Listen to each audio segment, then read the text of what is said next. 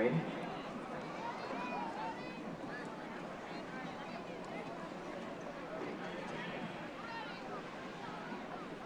Thank you.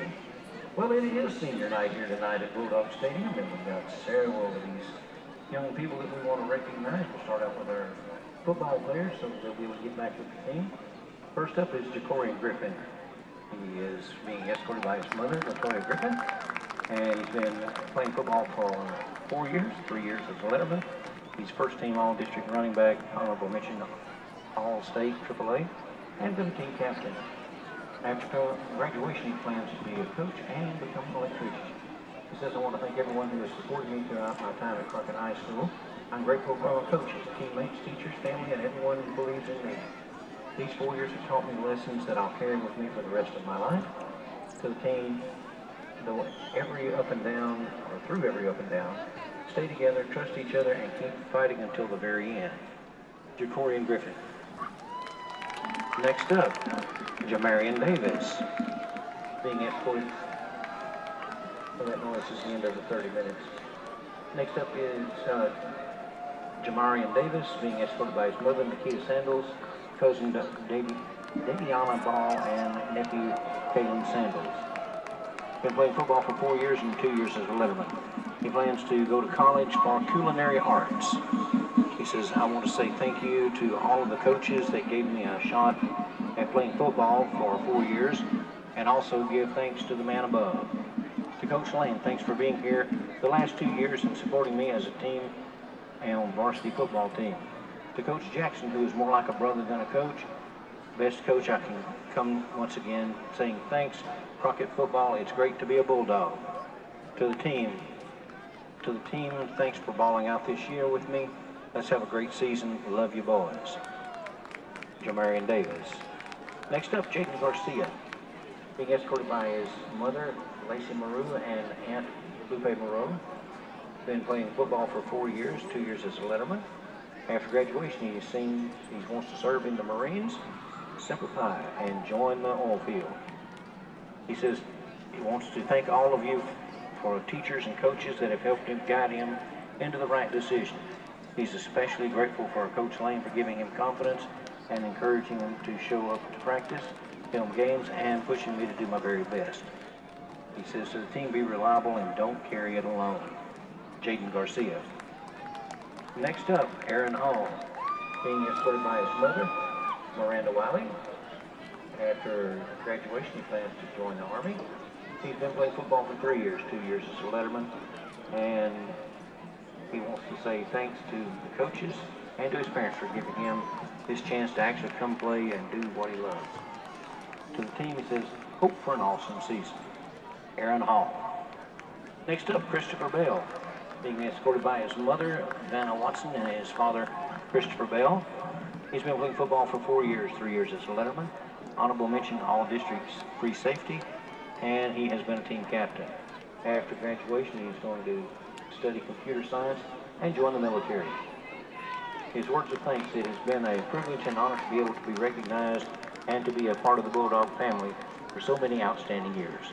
To share my gifts and achievements with so many people has been amazing and inspiring to build with so many different individuals with different talents and personalities. I'm grateful for all of my accomplishments and for everyone who has supported me throughout my journey. He says to the team, we win together, we lose together. No matter the outcome, we are still one. Christopher Bell. Next up, Logan Porter, being escorted by his father, Joseph Porter, and grandmother, Dorothy Porter. Been playing football for 4 years, 2 years as a letterman, and then leadership in track. After graduation, he's going to the Air Force. I don't know what job the Air Force will be giving me, but I'm going to college in there to study business and construction management.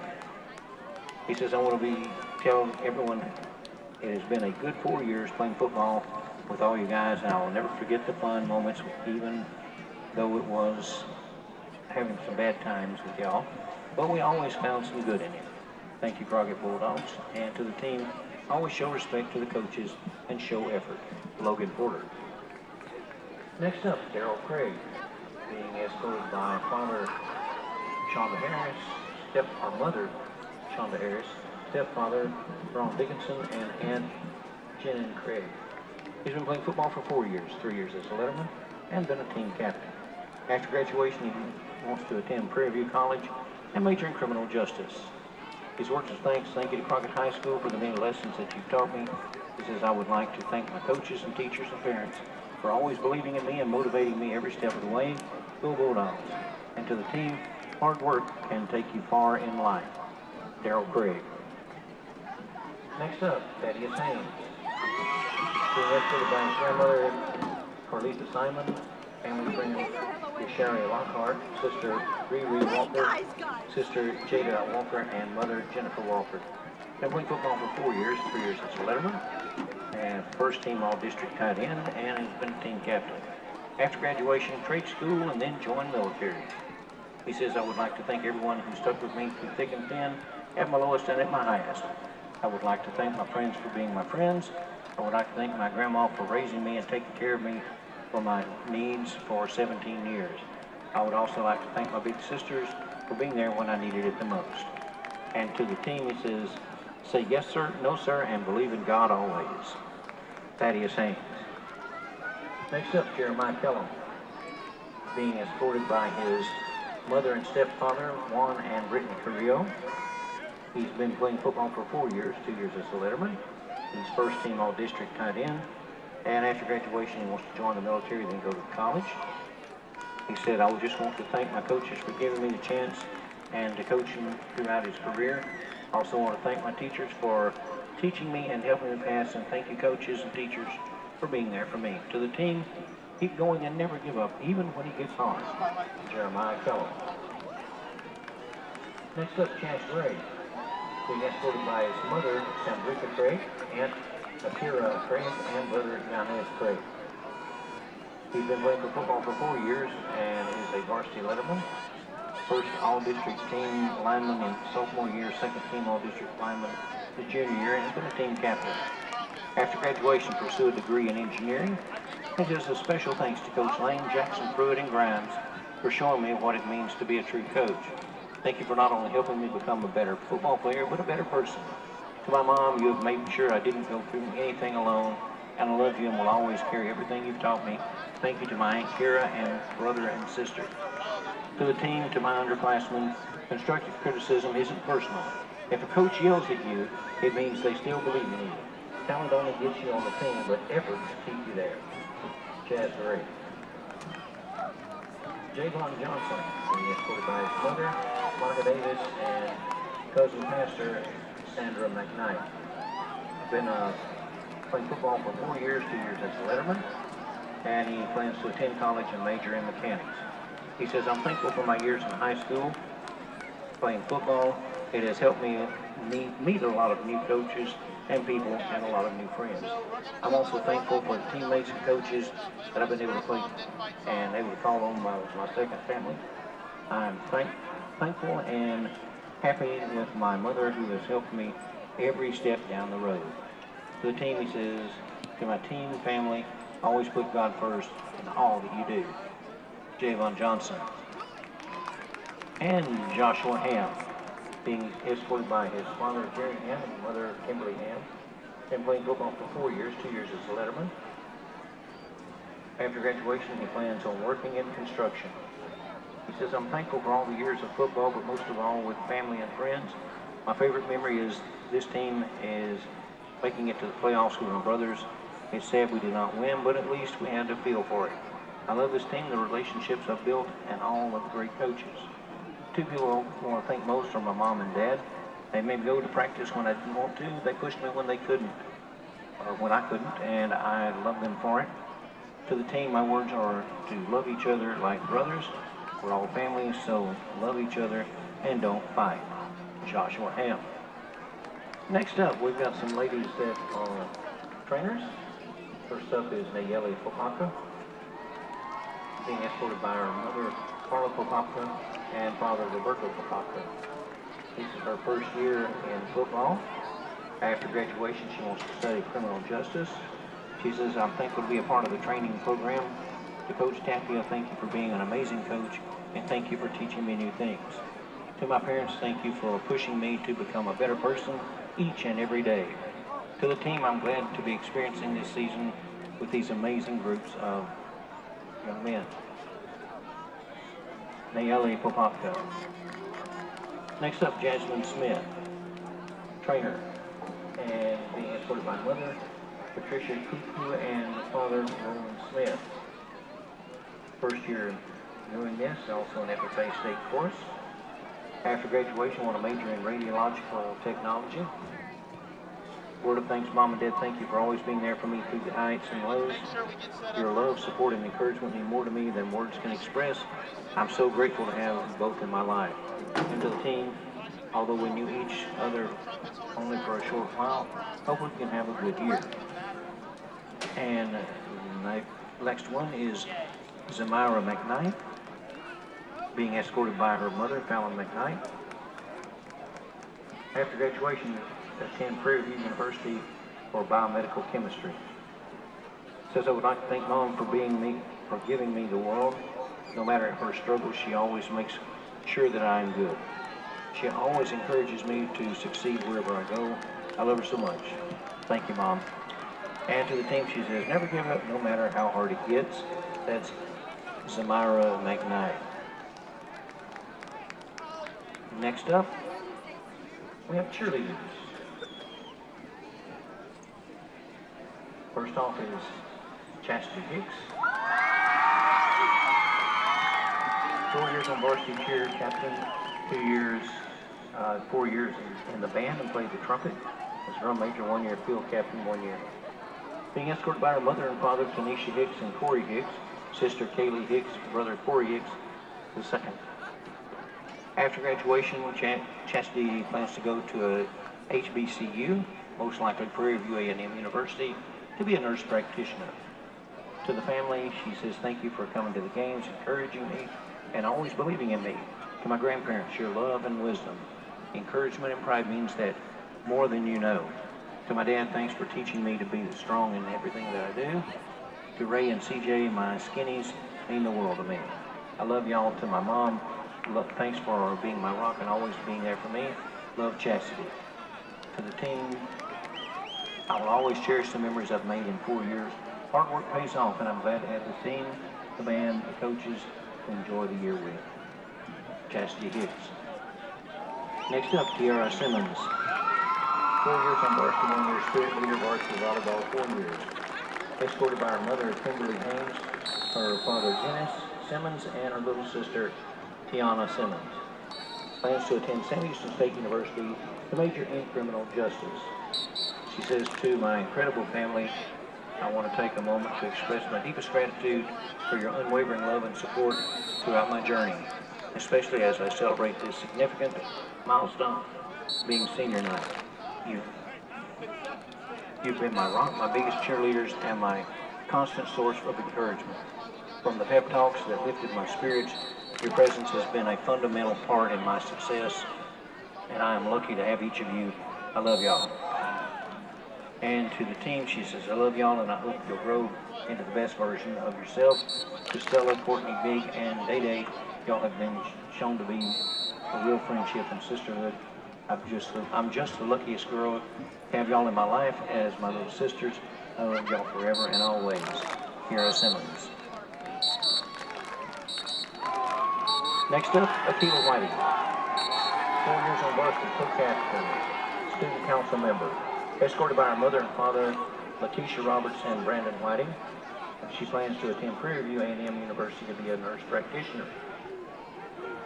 She says, I want to thank my parents for always supporting me and being a shoulder to lean on through thick and thin times. I also want to thank all of my coaches for always being with me when I didn't believe in myself, and to my team for making these 4 years of cheer unforgettable and so many memories to look on. And to the team, she says, always lead with your heart, work hard, and cherish every moment. Go team. That's Akilah Whiting. Next up, girls cross country. Start out with Chastity Hicks.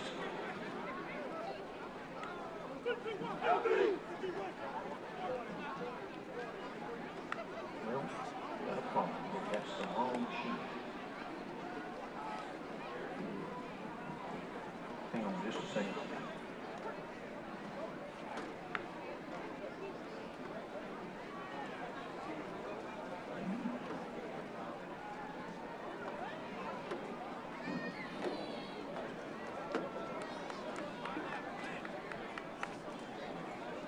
start, you need to call me right quick. Y'all hang tight.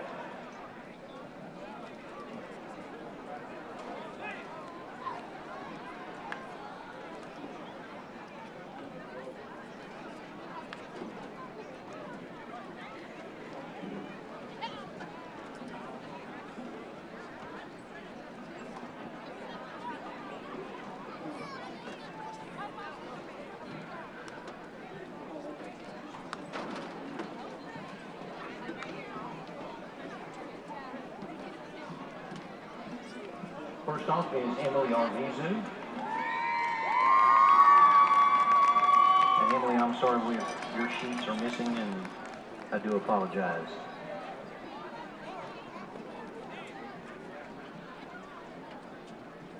Next up is Jocelyn Sandez.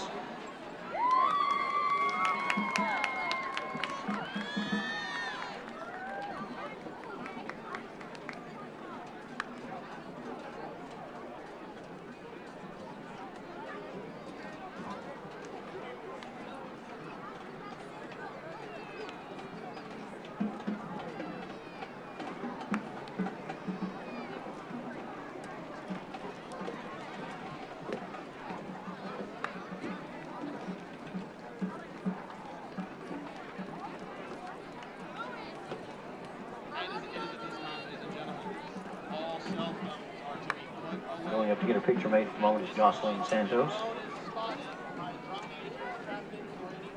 And again, to the girls cross country, I sincerely apologize.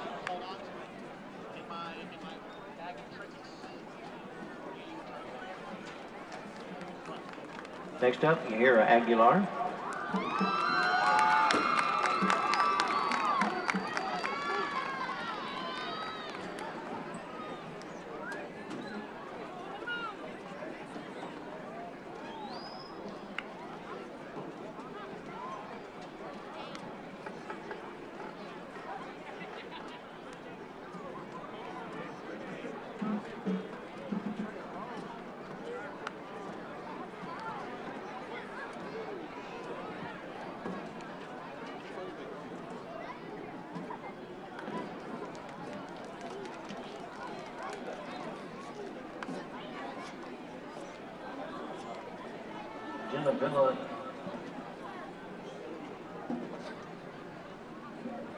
Jennifer Davila.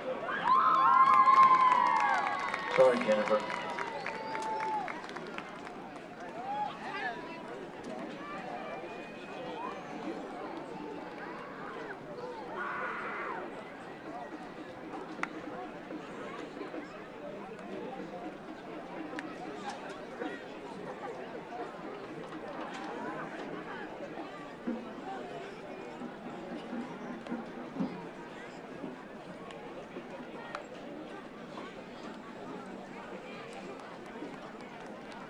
Okay, we're back on track now.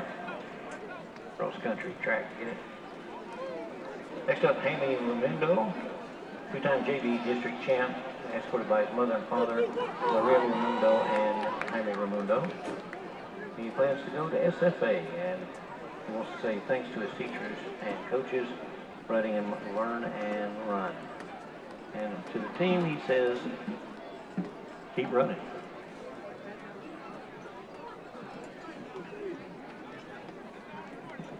Our next one up, Stephen Millhouse. 6 years running, 4 years varsity, 2 years varsity district champ, and two-time regional qualifier, 24-25. Being escorted by father and aunt, Steve Millhouse and Natalie Tapia. Plans to go to Glenn to major in construction management. Says, I want to thank my parents who have always pushed me to never quit and to be the best I can. I want to be thanking my coaches that have also pushed me to be the runner that I am today. And to the team, thank you for the best 4 years of high school with all of you. Stephen Millhouse.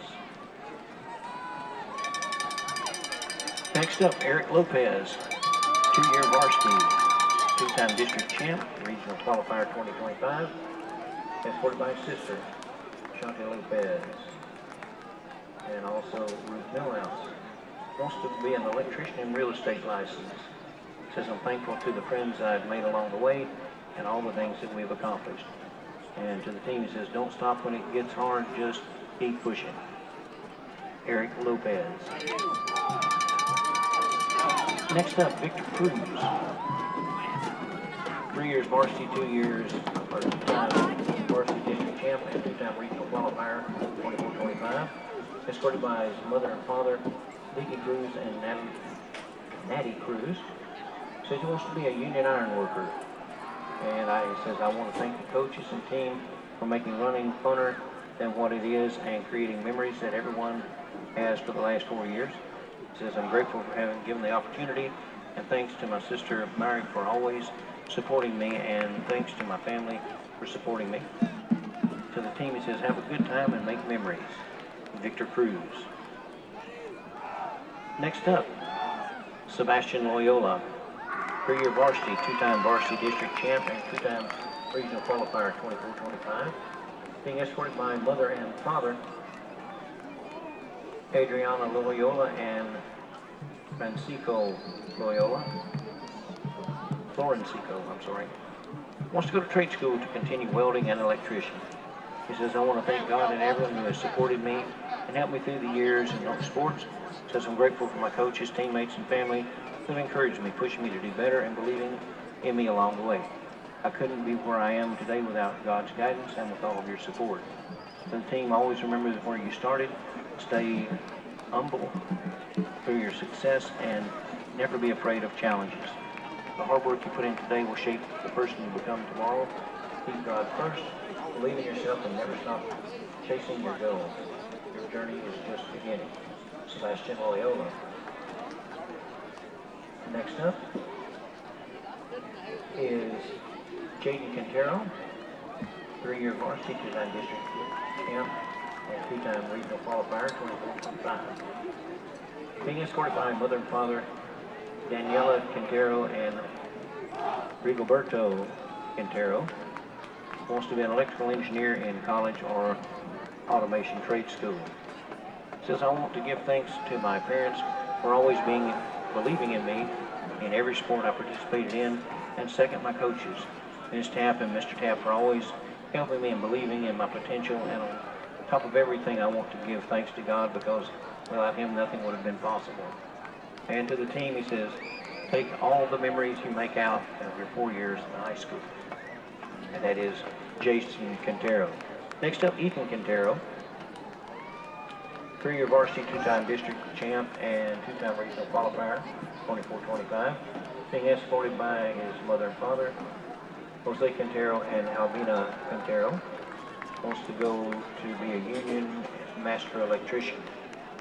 Says, I'm thankful for cross country because it helped me gain memories and friends and are unforgettable.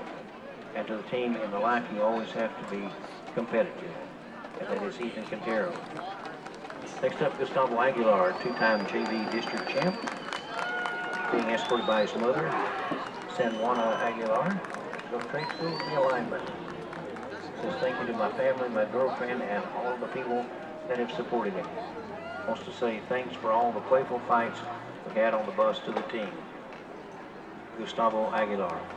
And Edgar Castillo, 2-time JV district champ, being escorted by mother and father, Consuelo Armas and Ignacio Castillo. Wants to go to trade school for welding, and first off, I want to thank God for the opportunities he has given me and the thing he has done for me. I'm blessed to have the memories I have created with the cross-country team, and are sad it will be my last. To the team, he says, I hope for the best for the team, and that we can see this year's program to new heights. And that was Edgar Castillo. And last but not least is our band. And we're going to start with Susanna Faye Thompson, playing the trombone. 26-27 field captain and section leader, been with the band for 7 years. Being escorted by her mom, Barbara Martinez, and her dad, Juan Martinez. Wants to go to Sam Houston State University for a criminal justice degree. Says, first I would like to say thanks to my mom and dad for always being there for me and supporting me in my journey of 7 years in the band. I also want to give thanks to all my wonderful friends in the band that have made the band so much fun. Lastly, I would really want to give the most thanks to our band directors, Ms. Moore and Mr. Martinez, for never giving up on me, even when I felt that the band had just got too hard to do anymore. To the band, words to the band, everyone up in the stands right now, holding an instrument right now, it's not just hard work, it's taking it seriously. It's all about the fun and the families you make, and I'm glad I got to make the family with y'all. That is Susanna Bay Thompson. Next up, Emily Gomez. Played the clarinet. 26-27 clarinet section leader. And Ricardo and Irma Gonzalez, her mother and father, are escorts. Plans to attend TJC and graduate with a major in anatomy physiology. Aspires to become a medical lab technician. And says, I'm beyond grateful to my parents, friends, and especially my boyfriend Louise. Everyone around me has shaped my personality in a meaningful way. What's more important is to enjoy playing your instrument.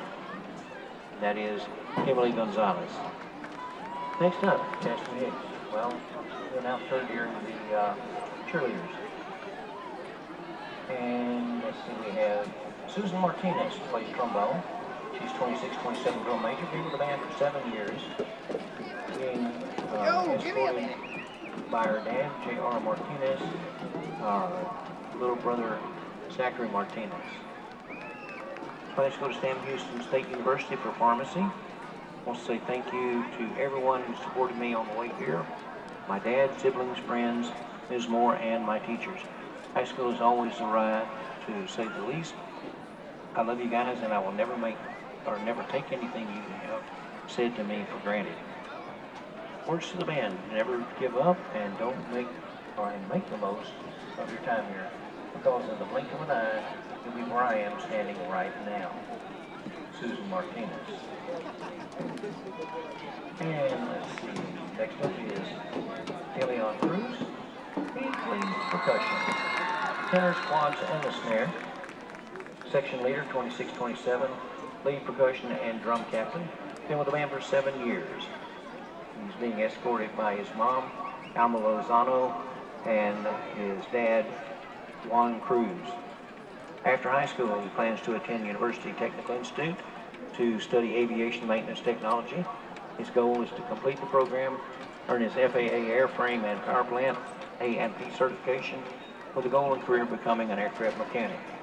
Said I'd like to thank my parents and family, and to all my fellow drummers, remember that we are the best instruments on and off the field.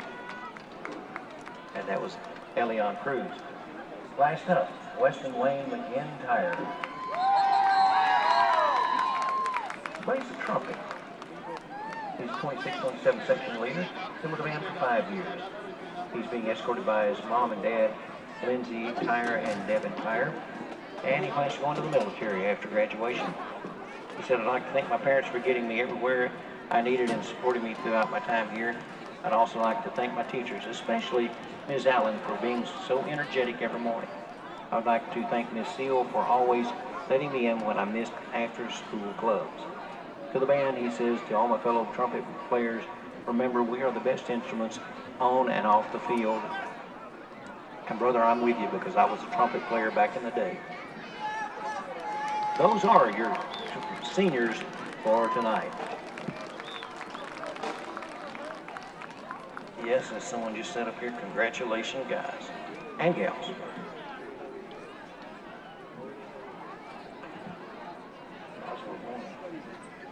Read this next one.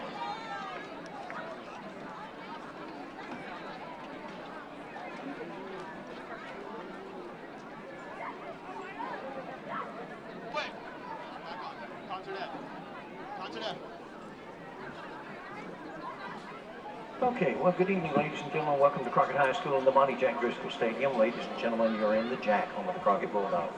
Tonight's Crockett Bulldogs, under the leadership of head coach J.D. Gordon, will be taking on the Mexia Black Cats, and we welcome our visitors from Mexia. Tonight's game is being conducted under the rules and regulations of the University Interscholastic League. Officials for tonight's game have been selected with the consent of both schools. The role of the official is not unlike that of players, coaches, teachers, and school administrators. Without them, this game would not be possible. Their knowledge and application of the rules are a result of annual testing, years of study, and continual participation in clinics that further refine their understanding of the game. We ask you as students, parents, and spectators to demonstrate the kind of respect for these officials you would extend to any dedicated person that's in a position of responsibility by respecting their rulings for tonight's game. Everyone with Crockett Independent School District welcomes your visitors from Mexia, and we hope that everyone enjoys this athletic event. It is the intention of Crockett ISD to provide a safe and enjoyable environment for students, staff, parents, and guests. Stadium rules are posted, and we ask that everyone please comply with any requests made by CISD staff and security personnel. We also ask that you show your appreciation and support for the students who will be taking a part indirectly in tonight's game. It will play a much greater role in continuing to encourage competitive athletics. The cheerleaders, the bands, the pep squads, and the students who support their teams both home and away, these young people play an integral part in the team's success. For your convenience, our concession stands are located on each side of the field on the west end, along with restroom facilities. We thank you for your attendance, and again to our visitors from Mexia, we welcome you to Crockett. And if the bands are ready, we can go on and have the Mexia school song. We ask that everyone please rise for this.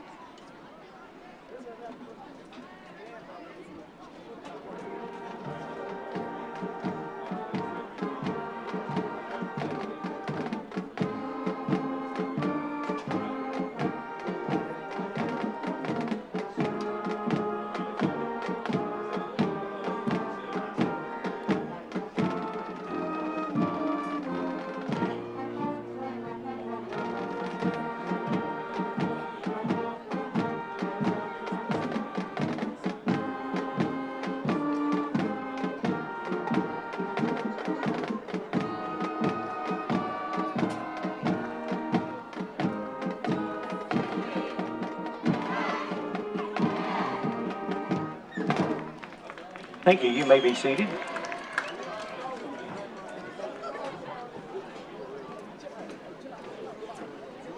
Once the teams are out here on the field, we will have our two-delay prayer and the national anthem, along with the flag being raised down there on the end by the school.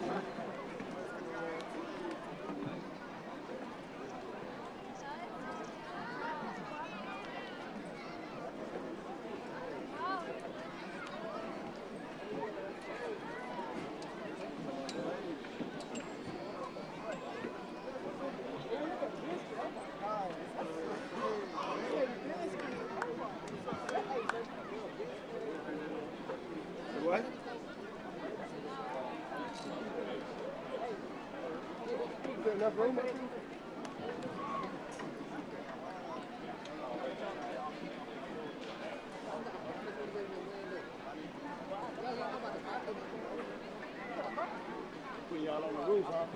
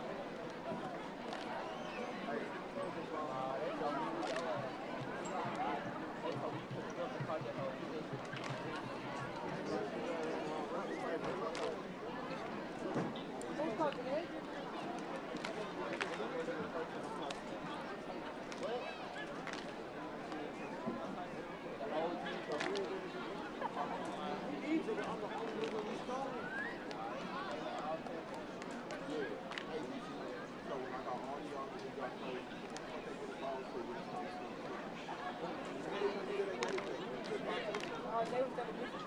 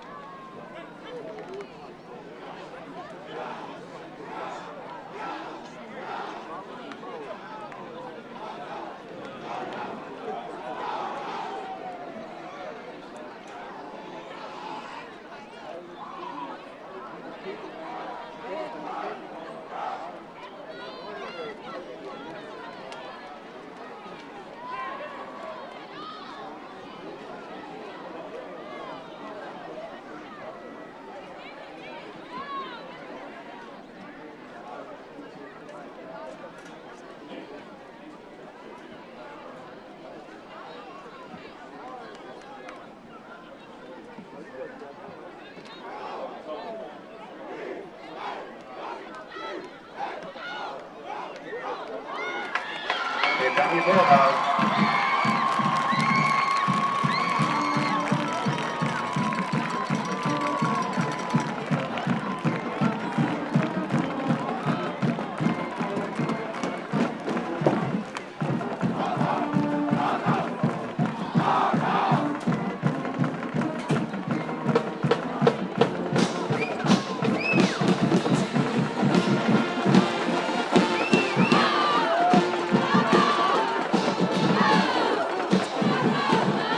And here comes the Black Cats.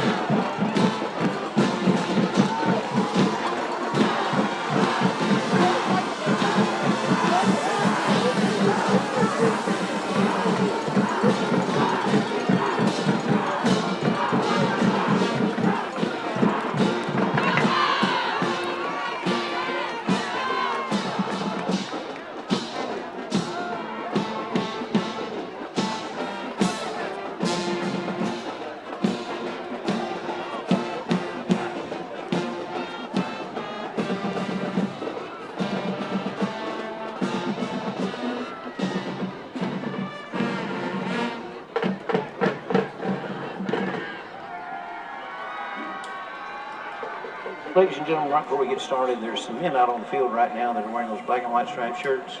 These men have a tremendous task in front of them with tonight's game, and at some point during the game tonight, you may not agree with the call they make. These men train continuously to better their craft, and I ask that you show them right now you understand their job by a round of applause for the game that's in front of them.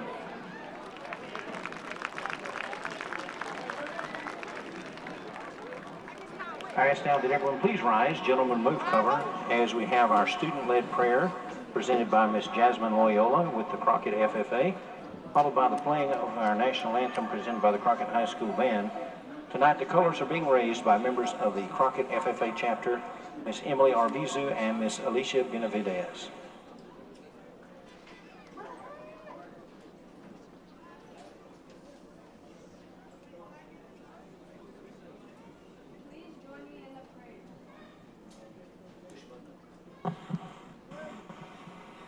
Please join me in the prayer. Heavenly Father, thank you for bringing us together tonight and giving us the opportunity to play the game we love. We ask you to watch over every player, coach, official, and fan here tonight. Keep everyone safe and free from injury. Give our players strength, focus, courage, and confidence. Help us to play with heart, discipline, and teamwork. Let us encourage one another, respect our opponents, and represent our school, our families, and our community with pride. Father, remind us that the scoreboard does not define us. Help us give our very best, compete with good sportsmanship, and accept whatever the outcome may be with grace and humility. Most of all, help us honor you through the way we play, the way we treat others, and the choices we make both on and off the field. We give you this game and ask for your protection and guidance. In Jesus' name, amen.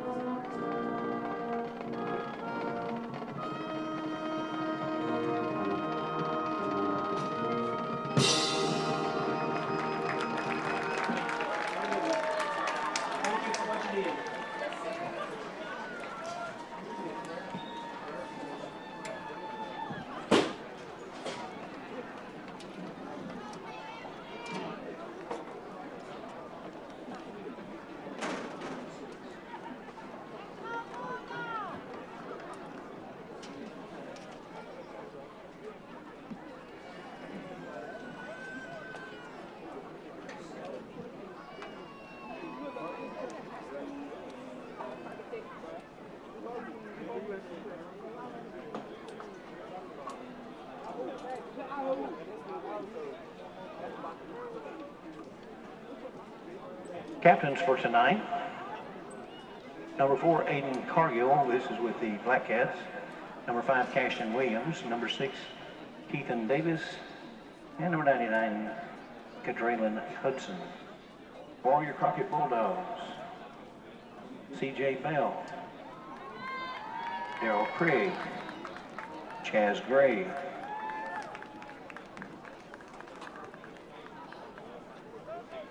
and number 2, Ja'Cory Griffin.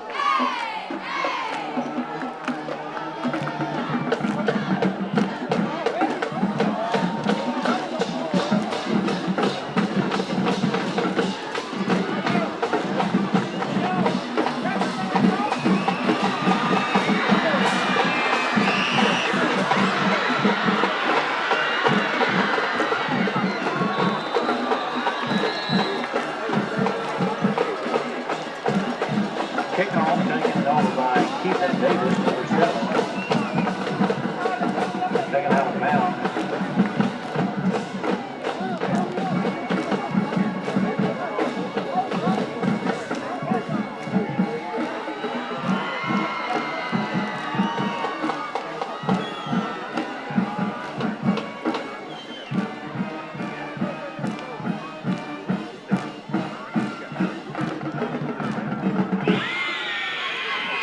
Ball is spotted on the 48-yard line.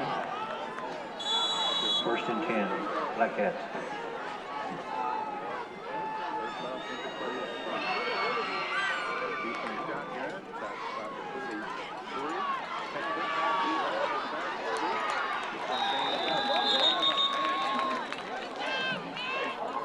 Yes, you don't see too many passes on the very first play of the season. Usually you want to get adjusted. Everybody goes there, the quarterback throws, and that doesn't get his height, but he looks like he's probably 6'2" or 6'3".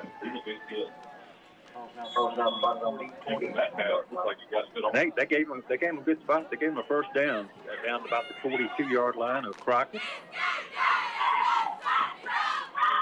Nope. We jumped. They did not snap the ball. Now he's under center. We got Boyd in the backfield. Another quick pass to Bubba Screen out here, number 15. He's going to get down inside the 25-yard line, pick up about 17 yards. You know he's fast because he's one of the guys returning the kickoff.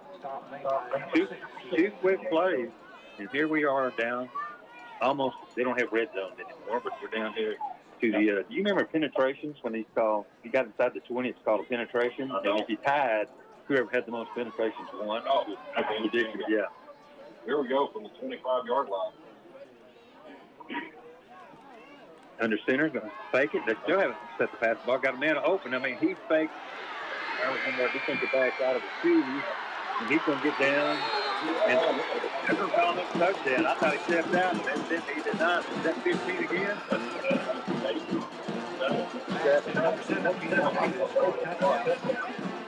I mean, basically, well, he ran a long route down some far side field. He split out right. He ran a long route down. He got about the 10-yard line. He put on the brakes real fast. Our defender got the back pass on us into the end zone. He caught the ball about the 15. Our kicker for has number 42. Good snap. Good kick. Low, but through the upright. Our new score is 7-0. We're going to throw it back to the station for 30 seconds. We'll come back with more action here at Monte Jackson Station.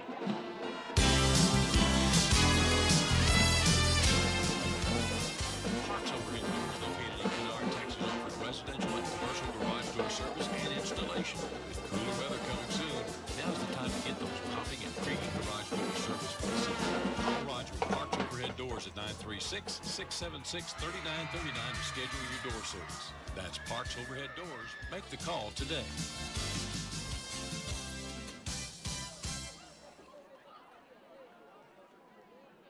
Back here at the Jack, I have quick, folks. Basically, had great starting position. There's 48 of them I had. Just 3 balls. I think just 3 plays, 3 completions. Did not run the ball one time. Everything was thrown to the right, one to the left, and they get in the end zone. And what was that score?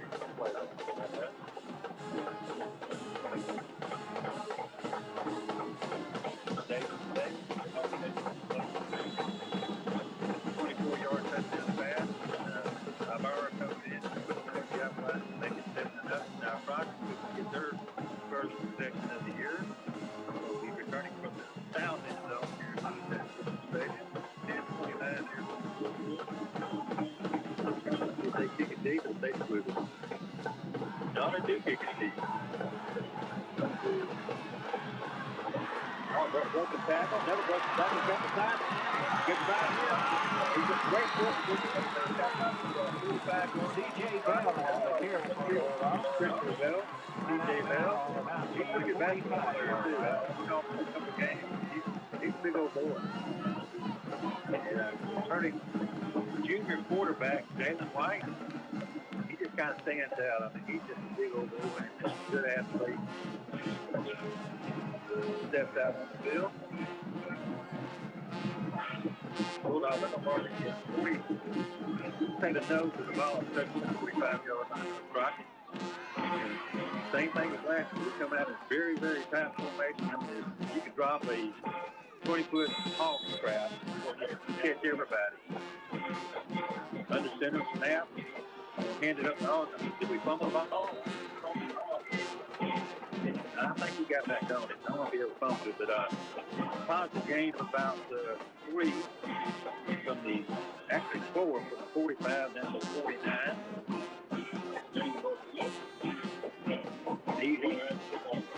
He did run a lot of those dive plays. Again, Corey Griffin, that's 1,700 yards, 17 touchdowns. We expect to see a lot of him tonight. He goes in motion. They're going to fake it to him. The quarterback's going to come up left side. He gets popped. That's not a ball. Gets down. But, I mean, he did not see this guy coming. He got his helmet right under his chin strap. I mean, he got popped.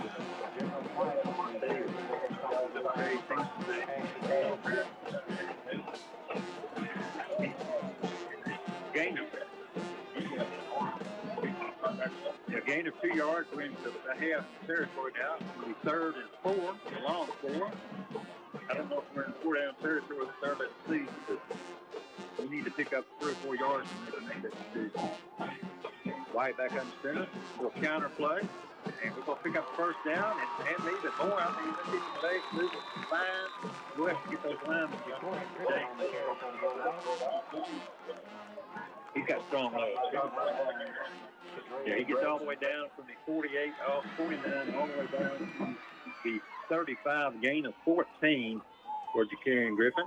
His first carry on the year. 15 yards carries. Look at that. Crockett back up in the center. Against tight formation.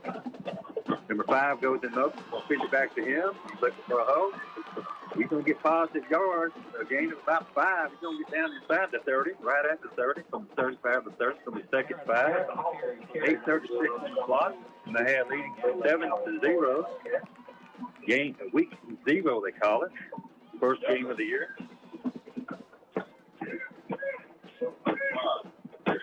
Number 5. Yes. Karen Hall. And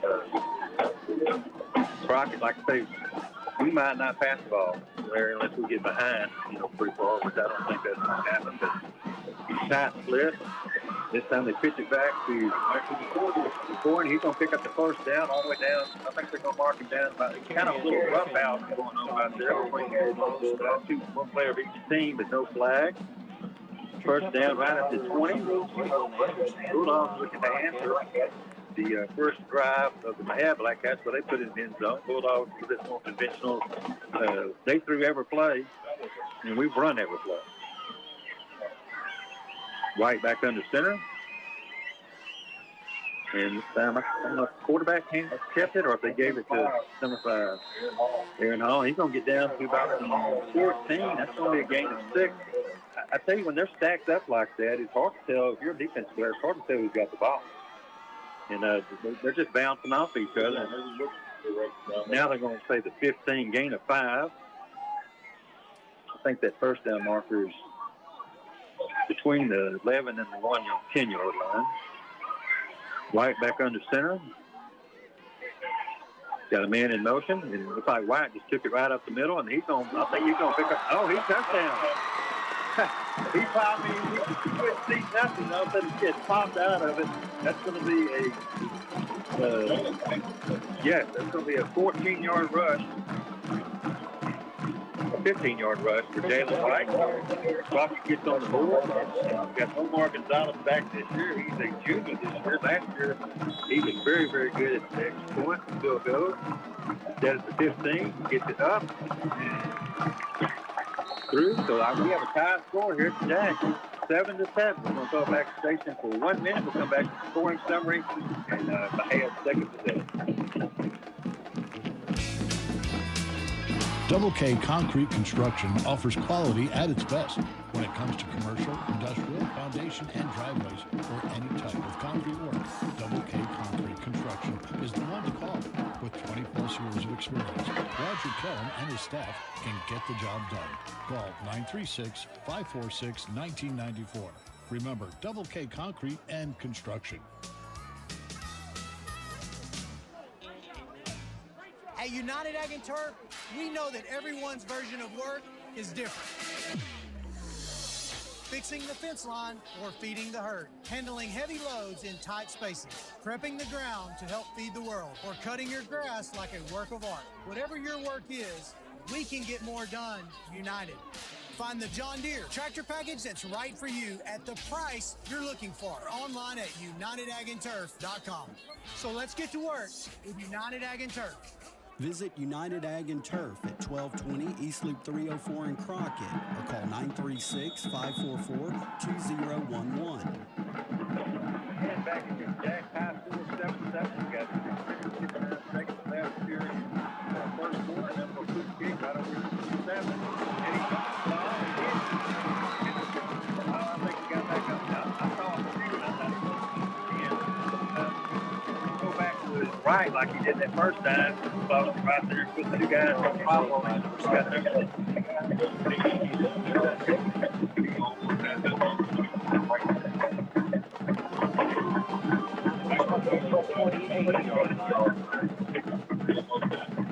Some teams pass the ball to set up the run. Some people run the ball to set up the pass. I got a feeling we're going to see number 10 run the ball at least one possession. They're going to set up Chavez here on the 28-yard line, heading south from the field. Snap back, shotgun, looking to pass the ball. He has a receiver wide open.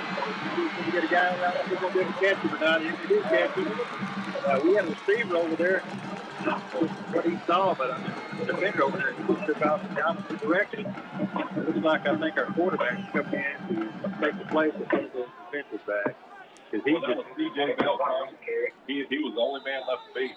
But that's going to go from the 28 all the way down to the, I think the 28-27 of Crockett was at the 22 and 49 yards, I believe, in that possession. And Crockett's going to call timeout. We're going to take it with him. We'll be back here with more at the Jack. Give us 30 seconds, Jessica. Hey, y'all. Josh Ward here. If you're in the market for a new ride, go see my friends at Bill Fick Ford in Huntsville. I've been doing business with them since 2019, and it's always a great buying experience. No hassle, no haggle, just the best deal on a new Ford. Plus, they always have a great selection of inventory, and they don't just forget about you after the sale. At Bill Fick Ford, they're always there when you need them. Stop in today, get yourself a no-bull deal, or shop BillFickFordHuntsville.com.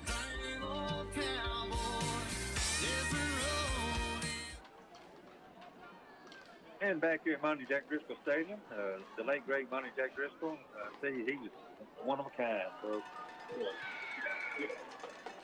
yeah, just a great coach for many. I mean, Hall of Fame coach. Oh yeah, I mean he's had well over 1,300 victories. His son Jamie, right in his footsteps, won a state championship up at Malakoff a couple of years ago. And Jamie's doing a great job. You know, a lot of people, always said, I wonder if Jamie's ever going to come back to Crockett or come back to Lovelady. But, he's doing really good up there. Doing a great job. Yeah. Jamie Driskell. I remember the year that Crockett went to state football, Jamie was our starting quarterback. Yeah, I went over there, Mom and Dad drove over to Austin one play. It was something, I believe. That was a semifinal. Yeah. The final game was up in Bedford, and it was like 18 degrees and snow. All right, here we go. And first running play, number 10, Boyd, right up the middle. He's going to pick up about 3 yards. Well, we do know they can run the ball now. Going to bring up second and about 7. Actually, a long 7, a short 2, basically. I mean, a short 8, basically. This time quarterback back in the shotgun, David. Boyd back there with him, looking to pass the ball. Passes over here, and I thought the defender had looked up. He might have could have intercepted that ball. That ball was a little bit overthrown, trying to complete number 12, Adrian Martin. Logan Park, Logan Park, all the games right there. Just give him a chance. Well, he wasn't going to let him get away from him, but if he'd have looked up, he might have could have intercepted that ball. And I don't know if you just saw it, this lady official right here, she just threw the ball about 50 yards across the field. So she's an athlete. All right, it's going to bring up 3rd and 8 or 3rd and 7, basically. Looking to pass the ball. And they just made a late substitution. Push number 12 on the field.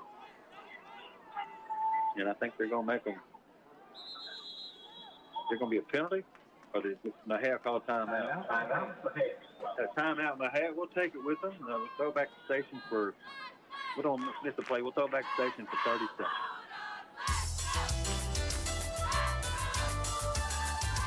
Aurora Concepts is a family medical practice located at 1261 East Loop 304 in Crockett. Aurora Concepts, where no appointment is needed. Aurora Concepts accepts insurance of all kinds, Medicare and Medicaid. And for a cash paying patient, Aurora Concepts is very, very important. So wait no more for that appointment when you're sick. Head to Aurora Concepts, a family medical practice with no appointments needed. See them today. And back here at the Jack, Crockett, Texas, the Crockett Bulldogs coaching the Mexia Black Cats. Got 7-7 tie game right now. Both teams drove the ball down the field. They went a little faster than we did. They scored in about 3 plays. Crockett scored in probably 5 or 6 plays to put it in the north end zone. Both kickers came out, put it right through the uprights to make it 7-7. And folks, at halftime, we're going to be looking at some halftime scores from around the state. We'll also be have the TSN halftime report. I think it's about a 4 or 5 minute long program, so we'll have that at halftime. All right, here goes Black Cats back to the line. One receiver left, one receiver right. Fullback, running back, backfield. Number 13 is the quarterback. I think that's number 4 in the backfield this time. Fargal. Take it to him, looking to pass. And we had him. Is that going to be a face mask? Face mask or a hold? I hope it's a hold. But we had him for about a 10-yard loss and broke out of that. Yeah. There's going to be a hold on the half to move back 10 yards instead of 3rd and about 8. It's going to be 3rd and 18. So I think we're probably in 4-down territory nowadays. Nobody really punts from inside their own 40. There's other team's 40.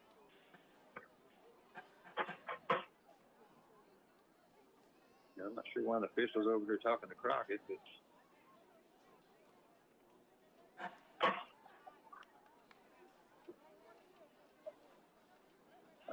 I'm not going to talk about the officials, but some of them could sign up for Weight Watchers possibly. And I used to be the same way. So yeah, he's gonna sweat tonight. Down there, you had that little 10-15 minute rain before the game. Yes. Normally, with that big rain that came in and the lightning came in, normally we'll tell you the game time starting situations, but we'll work that out and we'll have that for you next week down in Coastal. Here we go. One receiver left, 3 close to the line. He's going to fake a hand up. When 11 came in, he basically ran through the running back and tackled the running back and the quarterback about 7-8 yards deep, all the way back to the 45. That's going to bring up third and Lovelady, basically. Or 4th and Lovelady. Well, that was Kyle and Yarborough. It's the 45 of Crockett, and they got to get down to basically inside the 19. So you're looking at 26 yards, 4th and 26. No penalties here for the Bulldogs. Don't give nothing away right now. Yeah, I think they've been working that right side deep. Of course, I think we've got our quarterback over there now guarding that receiver. Snap back. He's looking to pass it. He has room to run. I think we're going to cut him off before he gets there, and we do. We tackle him about the 31-yard line. It's going to be Bulldog ball. Turnover on down. Good defense by the Bulldogs. Yeah, good pursuit angle. We didn't get out of our lanes, and that pursuit angle, we knew he was going to gain yards, but he had to gain 26 yards, and he only ended up gaining about 13 or 14. So should be a turnover on down. They're not getting the chain. Oh, I think they're waving the flag off. I'm not sure. Now they're moving the flag. Crockett ball. They call a late hit over here on the sideline, then waves it off. Of course, when it's right in front of the home team bench, sometimes the home team coach gets that call first. Sometimes.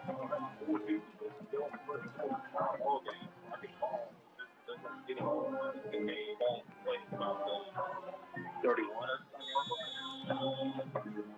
Crockett comes out against super tight formation. You got to pass the ball. Quarterback White under center. Got a man in motion. They're going to pitch it back to him. That's going to be Griffin.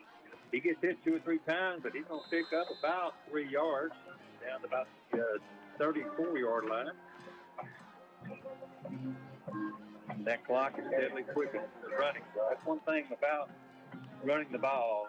You got one team that runs the ball. Like you got 2 teams that run the ball. The game can be cut short by an hour. That's how fast it goes. You got 2 teams that pass the ball like we used to have. Sometimes you get to do wide under center. And the way they stack them in there, sometimes it's hard to tell who's got the ball until, first pass of the year. He got a man open, and I don't think he ever really saw the ball. He was looking over his left shoulder, and he realized he looked over his right shoulder. It wasn't a bad pass. CJ got turned around. Yeah. He had a step on the defender. I mean, if he could have found the ball, he probably could have caught that, and he'd have been down about the 25-yard line. It's going to bring up a third and about 6, a third and 7. That doesn't get out to the 41-yard line. And I think here, if you don't pick it up here, you just about got a punt. And I always just want to go there. First game of the year, I always dread when you punt the ball because that's my new bad high snap. That happens great. I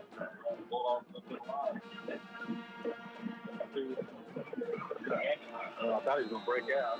It's number 6, I believe, Bell.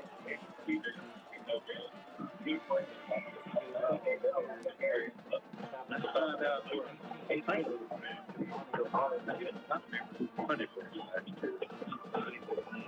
we had a kid last year that kind of started punting in the district. It looks like Omar Gonzalez will be our punter, our kicker also.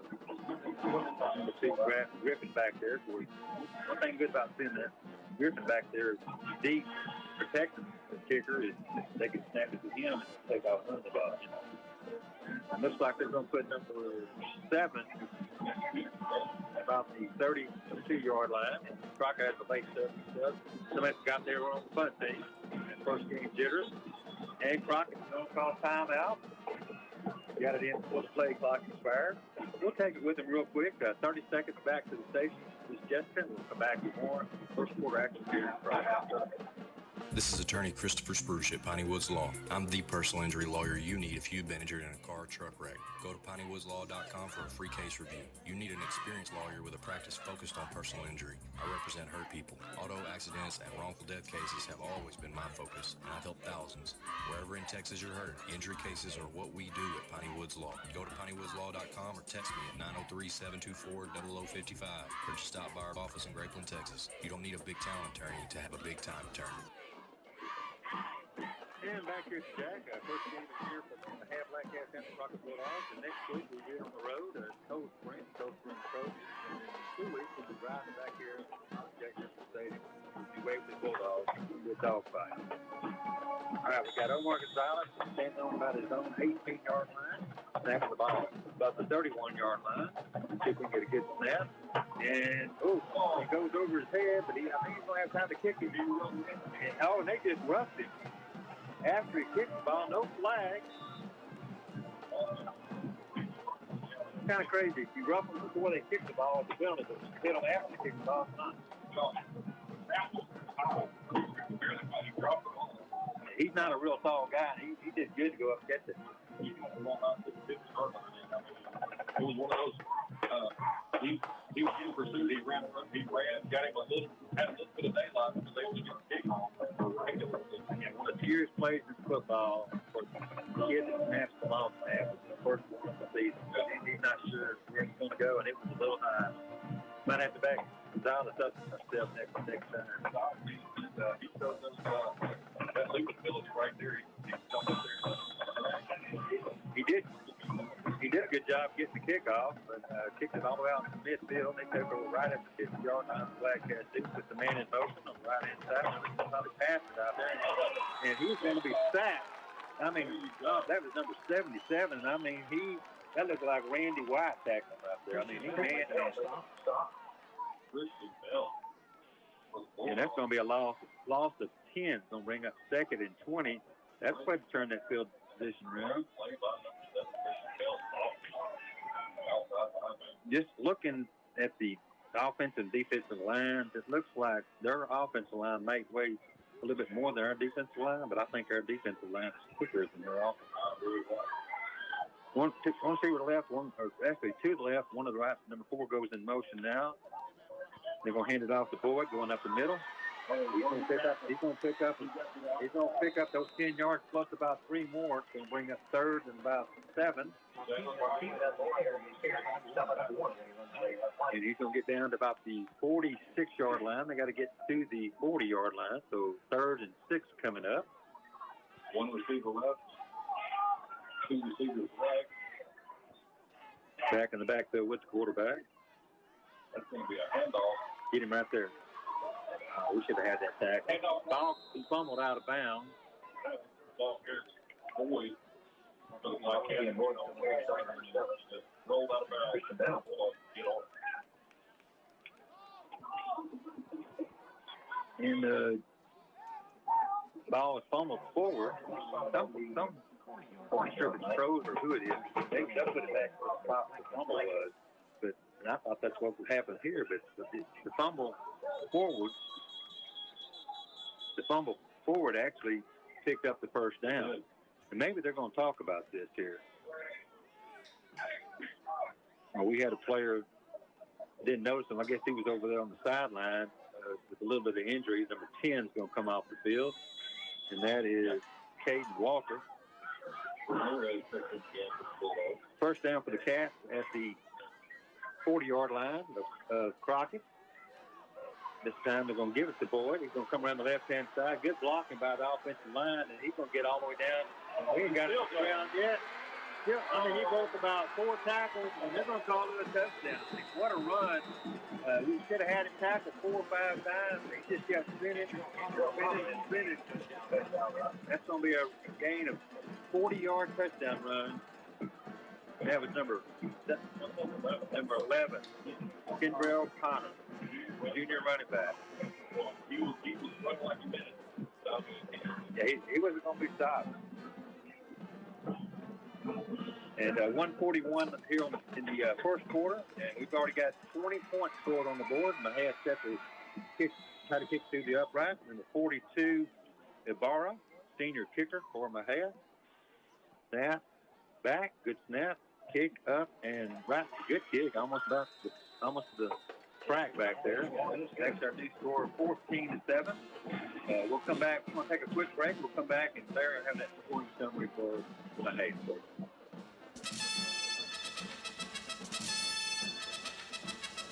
The recipe for success of Los Ranchos Mexican Restaurant is its tasty chicken enchiladas, salsa and chips, and fajitas. Most guests recommend trying the ice cream. This place is famous for its great service and friendly staff. They're always ready to help you. The atmosphere is enjoyable here. 1210 304 Loop, Crockett. For orders to go, call 936-546-0186. Maybe that might help.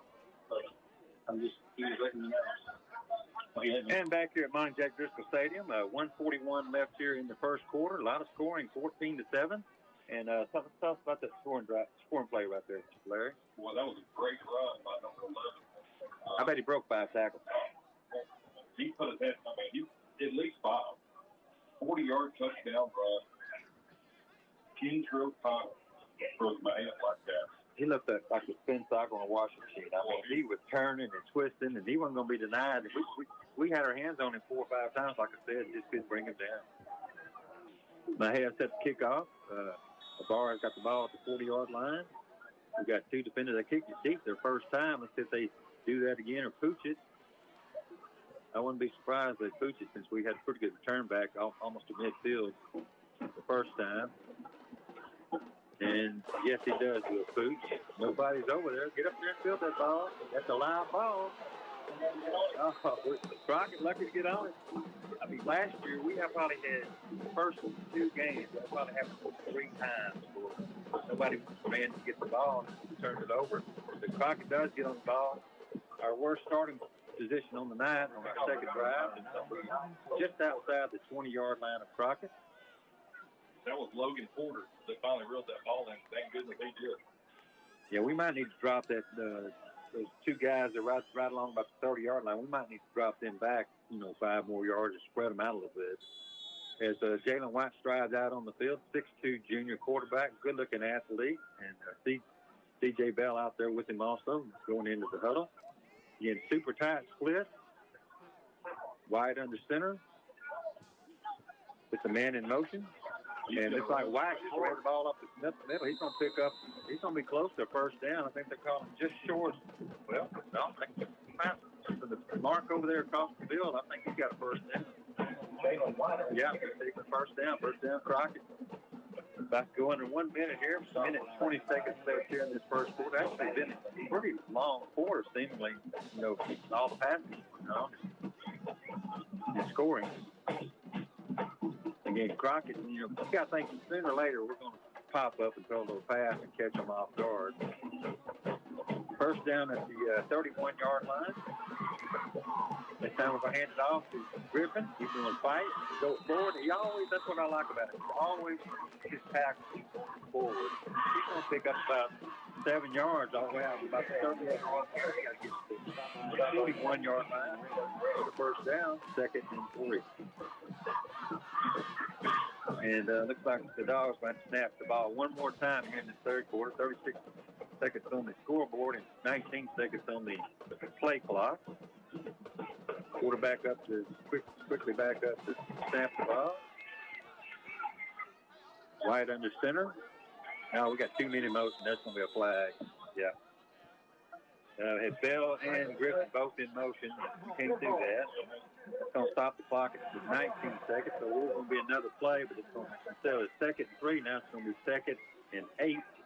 So they mark off 5 yards. I think that's the 2nd or 3rd penalty we've had in the game so far. Not bad for the first game of the year. And again, Lovelady playing down in against Henderson Shiro last night. Great Sandy played to help her. I will have a lot of scores here that happen. This time Bell goes in motion. He's going to hand it off to Griffin. I think he fumbled the ball with the ball. I think they have it. They do have it. Just a quarterback or on the back. Just a bad exchange right there. And, right now you can kind of see body posture. Right now the Bulldogs are kind of slouching. The Black Cats really high. You can really use the turnover right there. We don't need to go down to 2 scores here in the first quarter. Kind of what happened to Grapevine last night. I wouldn't be surprised to come out and try a long pass right here. Start putting in something quick. Try to catch us off guard. Got 3 receivers to the right, 1 to the left. Quarterback Dave in the backfield by himself. Got a late player checking on the field of Crockett. White's over there on their better receivers. Davis in the shotgun. Snap back to him. Looking to pass the ball. Pass it out. The receiver wide open. He's going to get down inside the 20. Folks, we're not score. He's down inside the 1 yard line, I believe. 12. Yeah. We've got a couple of players out there that they're kind of hesitating to tackle, and if you hesitate, they're going to run right around you. Of course, this is week 1. You got to figure out the players that can play and players that need a little bit more coaching. Ball's on the 1 yard line. 1 yard line. We got 2 seconds left in the first quarter, so I would think shy of a penalty, this will be the last play of the quarter. Let's see if Mahal can punch it in, 1st and go, inside the 1 yard line. Surely he's not going to line up under. Well, we're going to have a timeout. No, he went on the clock. Okay. I guess they want to regroup, talk about it. Is that, well, yeah, that was a catch and a completion. So. And that the first quarter was brought to you by Texas Star Propane. We certainly do appreciate them. Second quarter coming up, was brought to you by Husky Solar Park. And failed to mention a couple times, I apologize. We'll be on key. Every time we've kicked off, we've had 2 kickoffs. And folks, that is brought to you by Cutshaw Chevrolet. We certainly appreciate the fine folks up there at Cutshaw Chevrolet. I promise you we'll be on top of that going forward. And halftime coming up, we'll have the David Crockett Drug halftime report. And halftime now, there's a lot longer than they used to be. Now they're like 24, 25 minutes long. So we'll have your CSN halftime report. We'll give you a few scores. We'll listen to some of our fine sponsors that makes this broadcast possible. We're going to throw it back to the station for 30 seconds. We'll come back here at the start of the second quarter. Need more storage? Looking for a workshop, garage, carport, or RV cover? Visit Davy Crockett Garages and Buildings located at Davy Crockett RV Park on Highway 7 in Ratcliffe, your local General Shelters dealer. Choose from our selection of quality portable buildings, including custom-built General Shelters buildings, or save big on our marked-down in-stock buildings that we need to clear from our lot. Stop by today or call or text 713-898-1245 for your free quote. Davy Crockett Garages and Buildings in Ratcliffe.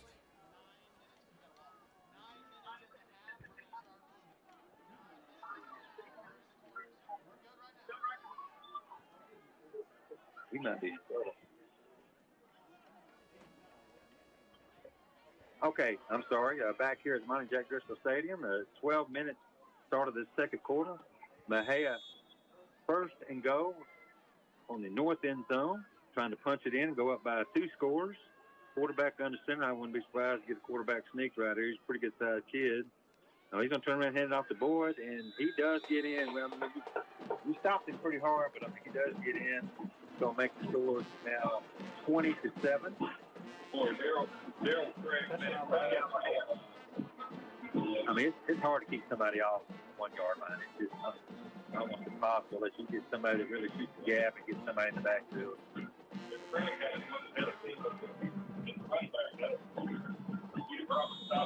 Gonna bring up number 42, Ibarra. Don't get marked down that 1 yard run by that Boyd.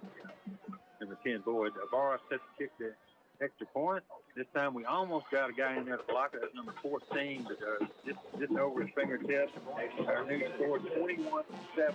Mexia leads by 2 scores. Bulldogs, you got to respond, Larry. Got to get back to within 7 points right here. Keep this game competitive. We're going to throw it back to the station. This is from Prime Sponsors. We'll be back in 1 minute. 1 minute. The heat is on. Yes, the heat is on, but there's no need for you to lose your cool. Turn those cooling issues over to the pros at Hargrove Neal Heating and Air. Since 1961, Hargrove Neal has been cooling East Texans with fast service and cool prices. Call the train team at Hargrove Neal Heating and Air today at 544-7270 or 544-COOL. Hargrove Neal Heating and Air in Crockett is pleased to service all makes and models. It's hard to stop a train. From the grill to your home, Texas Star Propane is your reliable source for propane solutions. If you're in need of gas delivery, service, and installation, or just want to stop by their office for cylinder, RV filling, and more, they have you covered. Offering discounted rates for senior citizens and first responders. Give them a call and see what Texas Star Propane can do for you. 936-439-6544. And back here at the Jack, the half approaches, kicks the ball. They're going to pooch it down about the 20-yard line. We're going to have a fair catch there about that number 8. Almost. No, that's not number 8. No, looks like it's got 2 digits on this thing. I know I don't have your usual eyes. Yeah, that is number 8. It is number 8. Crockett quickly out on the field, knowing they have to answer right here. If you put the ball on the turf, we're leading the turnover battle right now 1-0. We almost have one on them, but they've got 0. We've got 1. Turnovers. Crockett under center. The man in motion. There's a flag. I think we're going to have somebody move the offensive line, I believe. That's about 5 yards. Again, like I said at the pregame, that's why you play these 3 district games. They really don't mean anything. You want to win every one you play, but they don't mean anything. These games get you ready for those district games coming up in about 6 weeks. 11:54 mark here, 21-7, Crockett trailing. Again, the second quarter brought to you by Husky Trailer & Parts. We certainly do appreciate them. 1st and 15, back inside the 20-yard line. This time they're going to pitch it back to, got a good block by the quarterback. He's coming around the left-hand side. They're going to get him down for about a gain of about, might have picked up those 5 plus 2, gain of 7, C.J. Bell. Now he moved it back. It was a gain of 5. Got back those 5 yards. It's going to be 2nd and 10.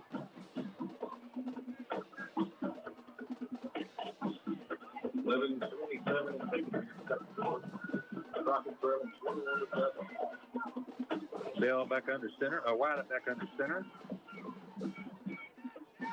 It's actually one receiver kind of split out a little bit. They're going to pitch it back to him, and then reverse to Corey Griffin. He's going to break a couple tackles. He's going to be tackled about a 3-yard loss. It's got a while to develop. Yeah, it did. They probably have been working on that play, but live action sometimes just doesn't work sometimes. Loss of about 3. It's going to bring up 3rd and about 14. Balls on the 21-yard line. They got to get down to the 34, Crockett. Well, they need Bulldogs need a positive play right here. We need a first down right here in a bad way, or we're going to be punting from about 5 yards. Right back up under center, and I thought they were offsides, no flag. I guarantee they were offsides, and there was no flag. I was looking at the official right here. He reached, and then he didn't throw the flag for some reason. One of the Crockett coaches down here talking like, come on, guys. Ball on the ground. Looks like Crockett got it back. Another loss of a few more yards. Going to bring up 4th down. Definitely punting territory. Here comes Omar Gonzalez and the punt team out. Got 1, 2, 3, 4, 5, 7 players checking in. 7 players coming off. And the punt team, actually 8 players checking in now. Hopefully we only got 11 out there when we get finished. Or at least 11 when we finish. And like I just said, Gonzalez standing on his own 5-yard line. They've got a defender back about their own 45-yard line. See if he can get a good snap and a good kick. This time a lot better snap, a soccer-style kick. Kicks it, and maybe we can get a good Crockett bounce. It does semi-good Crockett bounce. He's going just like last time, right at midfield. Right on the 50-yard line where it's stopped. All right, Larry, this is where Amp and I used to always say, this is where you need a turnover. Don't care if it's cherry or if it's strawberry or apple or pumpkin spice. We need a turnover right here in a bad way. 9:38 mark here in the second quarter. Crockett trailing by 2 scores, 21-7. Again, at halftime, we'll have scores from all around East Texas.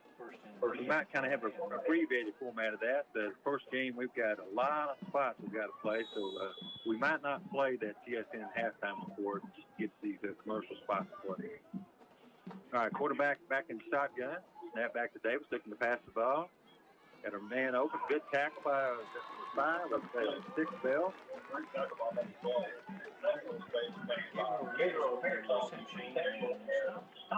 Pass complete for about 4 yards inside Bulldog territory, 46-yard line. Snap back. This time they were handed off to Boyd, and we're right there meeting him. I mean, he might have lost half a yard. He might call it no, but I think he lost about a half a yard. Going to be back across the 46-yard line. Anthony Epps, right there. He's the first one there, betting on it. Good tackle. Yeah, we need 2 stops right here. At least need to punt the ball. They don't need to pick up a first down, then they probably will not punt the ball. They'll go for it on 4 down. So need a good play right here and possibly a penalty to help the Dogs. I'm not White, but Davis as the man go in motion. He's looking to pass over his right-hand side, and he caught that ball. That was a good catch. I mean, it was behind him, and he caught it like a foot off the ground. That's by number 7 right there. That's Keithan Davis. He's the one that had one of their touchdown plays. First down at the Crockett 40-yard line. 8:20 ticking. 8:15 now. Let's go on the first half.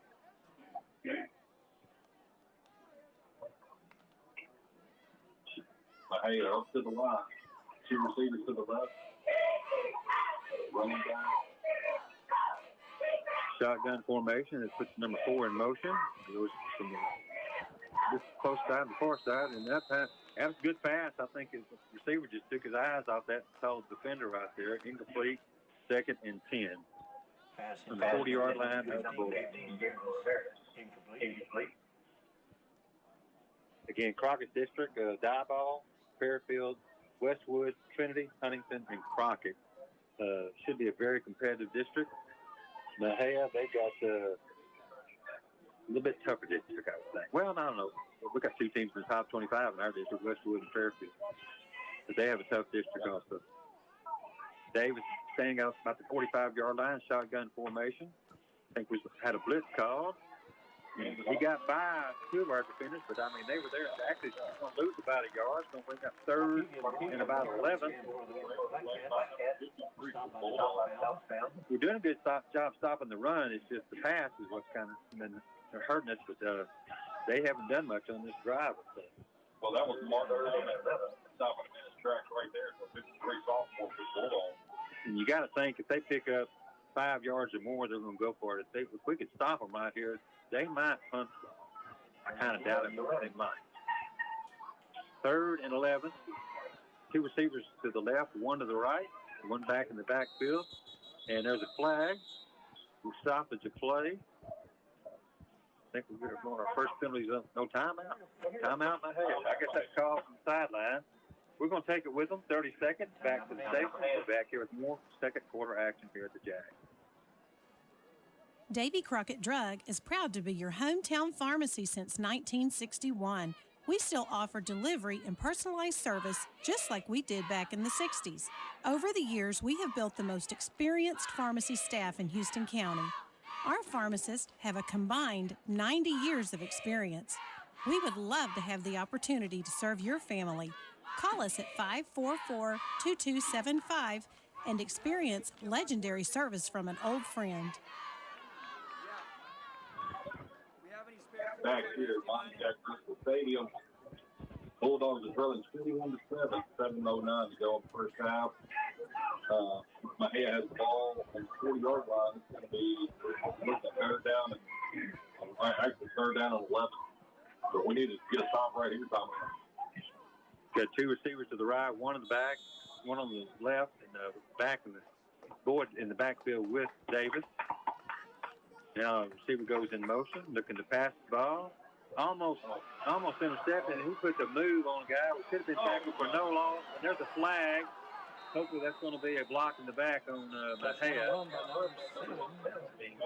That's several times tonight that we should have stopped them with no gain or 1 or 2-yard gain, that they've just broken out of it and gone the distance. So let's see if this penalty is going to be against Mexia. The way that Mexia players are moving back, I think it is going to be against Mexia. If it's a spot foul, looks like it probably happened about the 25, which means that North is probably 10 yards back from there, about the 35 is what I'm going to guess. With the hold. He's stepping off from the 30, so it's basically going to be like that play never even happened. It's going to be 3rd and 10 to 3rd and 11. Yeah, just outside the 40-yard line.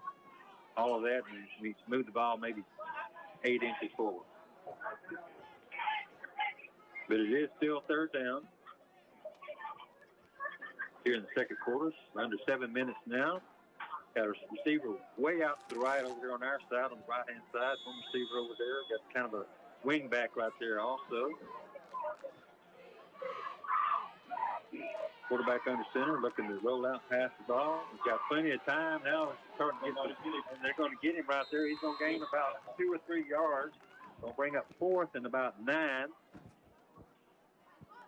Yeah, none of his, you noticed his receivers, when he started scrambling, his receivers just stood still to kept running. Nobody came back to him. You know, he's got to come back through that quarterback when he's scrambling. And I don't see a punt team coming on the field, folks. Looks like we'll go for it. So this is going to be one of the biggest plays of the games that are out here. If Bulldogs get a stop, they can go down and score and get within 1 score. But if they pick up this first down, the Dogs should go down by 3 scores. 2 receivers to the right, 1 to the left. Back in the backfield, Davis got his feet set to pass. He passed the ball. Receiver wide open. I think he's got some confusion, and he's going to get in the end zone. Get your number on that guy while you can. Number 12, that's going to be a 40-yard touchdown pass. Davis Griffin. Or Martin. I'm saying Martin. Yeah, 12. Adrian Martin. Yeah, we had two guys back there, and they both kind of looked at each other like, I thought he was yours. And he said, I thought he was yours. Quickly enough to score 27-7. Mexia on top. Axel Ibarra out to kick the extra point. Snap back, kick up, and kick is good. Again, our score now is 28-7. Mexia leading. Bulldogs definitely need to go down one more in the next possession. We'll start back to 1 minute. 1 minute. We'll come back to more second quarter action. Hey, folks, Clint Mack here with Wiesner in Huntsville. Football season is back, and we've got a winning lineup waiting for you right here at Wiesner in Huntsville. Right now, well-qualified buyers can get 2.9% APR for up to 72 months on a brand-new 2026 GMC Sierra 1500 when you finance with GM Financial. Or come check out our lineup of Buick SUVs with great offers going on right now. Whether you need a truck to tailgate or an SUV for the whole crew, come see us at Wiesner in Huntsville or visit us online at WiesnerGMCBuick.com. GMC, we are professional grade. Bruner's Economy Car Center is your complete full-service automotive body repair center. The Bruner family has been taking care of citizens of Houston and surrounding counties since 1972, and their reputation speaks for itself. Bruner's Economy Car Center will tow your vehicle and set you up in a hassle-free rental car. Bruner's Economy Car Center, located 5 miles north of Crockett on Highway 287 in Texo, or give them a call at 936-544-7142. Monte Jack Driskell Stadium, quickly, the Mayans Black Cats jumped on the Bulldogs here 7-7. Seemed like just like 6 or 7 minutes ago. Now it's 28-7. A couple of turnovers by the Bulldogs and not real good pass coverage.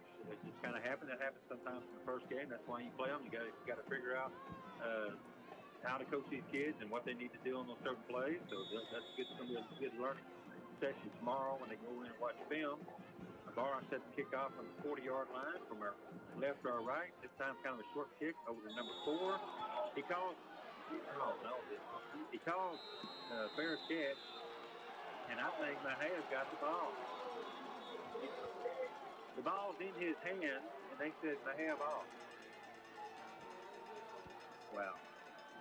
I think he just dropped it. And folks, right now, the Bulldogs, they are struggling right now. You can see just the posture on the team. They need something positive to happen. They got to get out there and get a stop on defense or a turnover to make something positive happen, or we're going to look up and it could be 35-7 going in at halftime.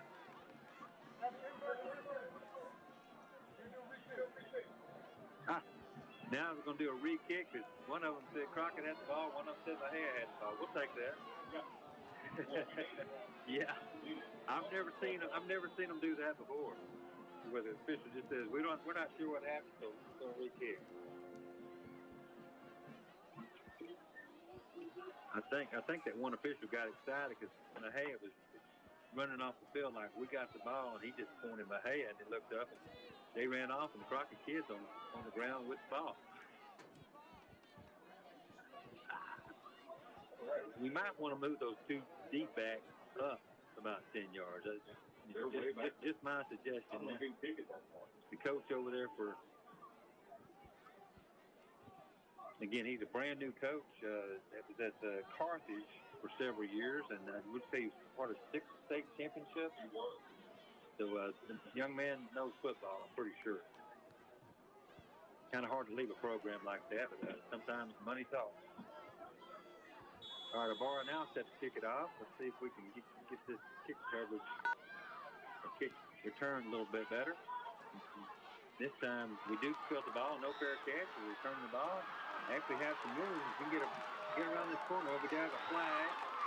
We're going to get around the corner and all the way down inside Mejia territory at the 48-yard line, but I think we're going to have a hold or a block in the back, way back around the 30. Yeah. Number 8 for Crockett. He was on the board. He got the corner right there. Flag sitting at the 30. I would think we'll probably have the ball about the 20 once they mark this off. We really hadn't signaled the penalty yet. Blocking the back. 10-yard penalty, which means we're going to start about the 20-yard line. Yeah, they'll let you block them in the back. Bulldog offense out there. Mejia's still over talking to their coach. 6 minutes left here in the first half. We need to take these 6 minutes and score, and then we get the ball to start the third quarter. Score right there, and we're right back in this game. But, we just need to do it. Be positive, guys. Here we go, Bulldogs. Again, tight formation. Been that way every single play. Official blows the ball. Whistle to set the ball. with the man in motion. They're going to give it to him coming around the left side. I believe that's Griffin. He's going to be tackled for no gain right at the 20-yard line. Good tackle there by number 5. That was a good tackle. Carry by number 5, Aaron Hall, senior. And stopped by Cash No gains. Bring up second and 10. 5:42 mark here in the second quarter. Again, next week, the Dogs will be on the road to Cold Spring, the Trojans. And then 2 weeks, New Waverly right back here. And in 3 weeks, we're back on the road again. And Tatum, we actually played back-to-back games, Tatum and Hardin on the road. 2 tough opponents. Griffin goes in motion, and just a lot of jumbled players right there. This time we're going to lose about 3 yards. He gets strung out of bounds. Yeah, right there by Connor. Going to be 5 Aaron Hall run. Going backwards, folks. That's a loss of about 3. Going to bring up third and about 13. Somebody missed the block right there. Yeah. Somebody missed an assignment on that play. Well, you got your linebackers, they're slanting, and, right now we're not attempting to throw the ball, but that's Crockett's offense right now. So everybody is within 8 yards of the offensive line on defense. Third down on a long 12. Handoff is recorded. Running around the right side. He broke 2 tackles. He broke 2 tackles. Gained about 4 yards. 4th and about 9. It looks like Gonzalez, our kicker's coming onto the field. Special teams very important. The third part of the game, offense, defense, and special teams. And a lot better snap by the center last time. Good to know we got that kind of figured out. Gonzalez, it's the second time he's punting from inside his own 10-yard line. Come on, Gary Gill. Field, mister. Well, we need a good kick right here. We got 2 players coming off good. We got enough players out there? I hope we do. Everybody's looking over here at the coach. I think we're going to call timeout. Yes, we do. We'll take it with them, folks. We're going to throw it back to the station. Be back here in 30 seconds. 30 seconds. Staying connected with Houston County Electric has never been easier. Our members asked, and we made it happen. You can now report outages by text if we have your correct cell phone number for your account. That's right. Within seconds, you can let us know the power is out and get status updates sent right back to you. No waiting on hold, no guessing, just quick, reliable updates when you need them most. At HCEC, we know connection matters. Okay. Back here at Monte Driskell Stadium, score 28-7. Black Cats leading our Bulldogs. Mexia took the ball right down the field in their first possession, about a 3 or 4 play drive, crushed it in the end zone. Crockett gets the ball there, first position, drives down the field, 5 or 6 plays, puts it in the end zone. This is 7-7. It's been all Mexia since then. We had a couple turnovers by the Bulldogs, 1 box, almost box kickoff. But those turnovers will beat you high school football. A couple missed assignments on the defense. Yeah. We're killing. And Gonzalez back is about his own 7-yard line, waiting to punt this ball. Got to get a good snap to it. And it's a jump to catch it, but he does get it off. Pretty good kick. It's going to reach down about midfield. So we'll take the Crockett roll. It kind of looks like one of your chip shots, Larry. It bit right there, right by the hole. Boy, it hit the ground and just bounced right up, landed right there on the 52-yard line. The ball landed from the air on the 51 and ended up on the 52. It did not go anywhere. Did you say 52? Yeah. Oh, 48. 48. I've done it too. 52. Ansel used to do it. When he did it, I did it. He did it one time, and I made fun of him. And I did it. And boy, I heard about it the rest of the year. 52. Yeah. Yeah. Well, that's 48. All right, folks. Bulldogs defense. We got 4 minutes and 18 seconds. Right now, our main objective is to keep them out of hand. Down 3 scores. We do get the ball to start the third quarter. We got to keep it at least right here. It'd be nice to get a turnover. How about a scoop and score or a pick 6 right here? Davis quarterback, he's not deep back, he's only about 5 yards back. Snap to him, he's going to hand it off to Boyd. Boyd's going to run positive, pick up about 7 or 8 yards. That might be, I don't know, look at this next time. That might be a tail. He's been getting like 7 yards deep when they pass the ball. That time it was only 5 yards deep when they ran the ball. Let's see if that possibly is a tail. I wouldn't think they do. All right, just a minute time. You got men in motion. The two receivers left, receivers right. David's still about 5 yards back. Now this time they are going to pass the ball. That's going to be a hold. Great spiral. He overthrows the guy about 5 or 6 yards. I think we're going to get a hold. On the back of the head. Yeah, he was looking for number 15, Gabriel Ramirez. Deep pass, but number 9. Yes. Logan Porter is right there. The hold's going to bring up second and about 4 now. It's going to be second and 14. Does stop the clock. 3:37 mark.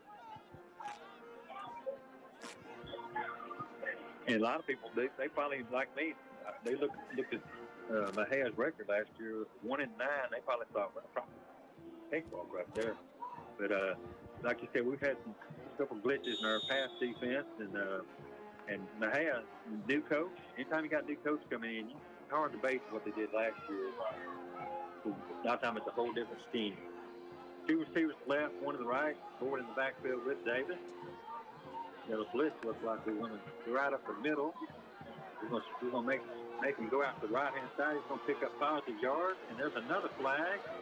He's going to pick up first down inside about the 39-yard line, but I think we're going to have a hold on Mejia way back here. Ball carried by number 13, Jamarius Davis, taken out of bounds. Should be coming back. Should be about the second or about, I don't know, 15 or so, 14. Looks like Colin Yarborough had him dead right, grabbed a hold of him. Yeah. I'm not going to let you tackle my quarterback. Yeah, another hold. The game is getting a little sloppy now. By the time that happens in the first game, good thing is we haven't had any unfortunate like that. That's what I think seeing is when someone makes a bonehead play. And they're going to mark it back about the 32-yard line. And folks, they've got to get all the way to the 44 of Crockett. So that's 6 plus 8. That's third and 24, second and 24. We had good blitz on the quarterback. We've got a little screen over there on the right-hand side. He's going to pick up those yards. He's going to get a first down. Come on, guys. And he's going to get I call that a horseshoe tackle. Horse collar. They're going to get half the distance to the go. They're at the 19. Probably going to go down about the 10-yard line, I would say. And they mark this off. And good play there. Good play selection. First time they've run the screen tonight, and they let our defensive line come in. Our defensive line thought they was going to get to the quarterback, did not do it. He made a little pass out to the left-hand side, and he had 3 offensive linemen out there blocking for him, plus a couple of receivers. 3:17 to go. Yeah, he's going to mark it down just inside the 10-yard line. The clock is stopped because of the penalty. Yeah, they're threatening again. 28-7 Mejia. The Bulldogs get top right here. Under center this time. Pitches it back to Boyd, and he's going to just coast in on the left-hand side. The 10-yard run. K.I.V.Y and Boyd. 10-yard run. Touchdown, number 10, K.I.V.Y and Boyd. 36-7. Extra point upcoming. 34-7. I'm sorry, 34-7. There was nobody close to him. Yeah, our defense right now, they're struggling. They're struggling. They kind of got their heads down and got to get in the locker room, get a little attitude adjustment, come back out and see if we can play a better second half. Ibarra, ball set at the 15-yard line. Who's that hold for? Number 4? Yep, that's number 4. That's going to be Hayden Cargill. And Ibarra, he doesn't kick it very high, but through the uprights, I mean, he's perfect 5 for 5 on the night on extra points. I mean, he scored 35-7. We're going to throw it back to the station. Miss Jessica is keeping us on there. We certainly do appreciate her. Back to the station for 1 minute. Sign up today for Domino's Piece of the Pie Rewards Program and begin earning points towards a free pizza with every order of $10 or more. You can now even earn points over the phone or on past orders. Visit Domino's.com to sign up, and for more information, visit Domino's, located at 1000 Loop 304 in Crockett, or call them at 936-624-0111.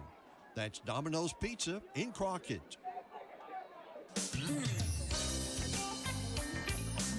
Shopping for a new Chevrolet? Check out Cutshaw Chevrolet in Grapeland. From the dependable Chevrolet Silverado and Equinox to the versatile Traverse and Tahoe, there's a Chevy ready for your family, your work, and your everyday drive. And at Cutshaw Chevrolet, we believe buying a vehicle should be simple. Great service, great selection, and no unnecessary hassle. Cutshaw Chevrolet in Grapeland, keeping it simple. Stop by today and let us put you in the driver's seat. And back here at the Jack, 3:02 left in the second quarter. Crockett trailing now by 4 touchdowns, 35-7. Barr set to kick the ball off the 40-yard line. See if he pooches again. He does. Over here, got to get guy over. That's number 4, catches the ball. He did signal fair catch. That was number 8. That was number 8. Yeah, that was F. Hey, your house will be this old one day. Not soon, but one day in the future. But the Bulldogs' best active field position we've had in a while. It's going to be out about the 32-yard line. Got 3 minutes to try to get the ball in the end zone. Again, the Bulldogs will receive the second half kickoff. And this second quarter, again, is brought to you by Husky Trailer and Parts. It's halftime. We'll have the halftime report brought to you by Davy Crockett Drug. Coming up in the third quarter, you have Wiesner of Huntsville. And in the fourth quarter, Bruner's Economy Car Center. All right, Dogs out in the huddle. We'll see maybe if we ever put the quarterback back at the shotgun if possible. No, we're still running our basic offense. Quarterback, Griffin goes in motion. Looks like this time White is going to keep the ball run up the middle. Right ahead. He's still right now. They're still. He's going to looks like a rugby scrum out there. I'm surprised they haven't blown.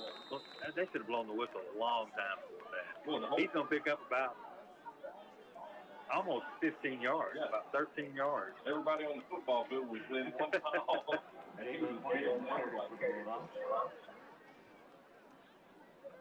You get one of those a lot of times. That's when you get your foot stepped on or ankle twisted or something like that. They're not fun to be in. If you get caught up in one and you're facing the wrong direction, they're not fun. They'll bring up first down, and Bulldogs first down at the. Looks like it's. And that first down is brought to you by. We got to remember to mention them, Houston County Electric Cooperative. First down by Crockett at their own 47-yard line, and basically I think we just ran the same play. And he's going to fumble the ball, and Crockett's going to come up with it. Corian picks it up, and 2 Mexia players had a good shot at picking that up. I'm not sure why they called him down, unless Griffin picked it up when he was out on his knee when he picked it up or something. He must have had a knee down. But they're going to gain about 1.5 yards, just shy. We're not at the 51 this time later. We're at the 49. Just 49, that's going to be a timeout by Hager. Right. Timeout by Hager. We're going to take it with them back to the station for 1 minute. 1 minute, Jessica. When you think of Texas, you think about Davy Crockett Grill. We live in Texas, so naturally, if you want steak, they're at the top of your list. Davy Crockett Grill is located on the corner of East Loop 304 and Highway 7 inside the loop. Call 936-243-6005 to place an order. They also make the best fried fish, hand-battered onion rings. The menu is full of delicious meals, something for everyone. Davy Crockett Grill, 936-243-6005. Comfort you can taste. Friendly staff is there to make you feel at home. We've got your attention. What are you waiting on? Need fuel, farm supplies, or just about anything to keep your operation running? Stop by Crockett Farm and Fuel on Loop 304 in Crockett. From the farm to the ranch, Crockett Farm and Fuel is here with the products and service you need to get the job done. So, before you head to the field, pasture, or job site, make Crockett Farm and Fuel your first stop. Crockett Farm and Fuel, your local source for farm, ranch, and fuel needs.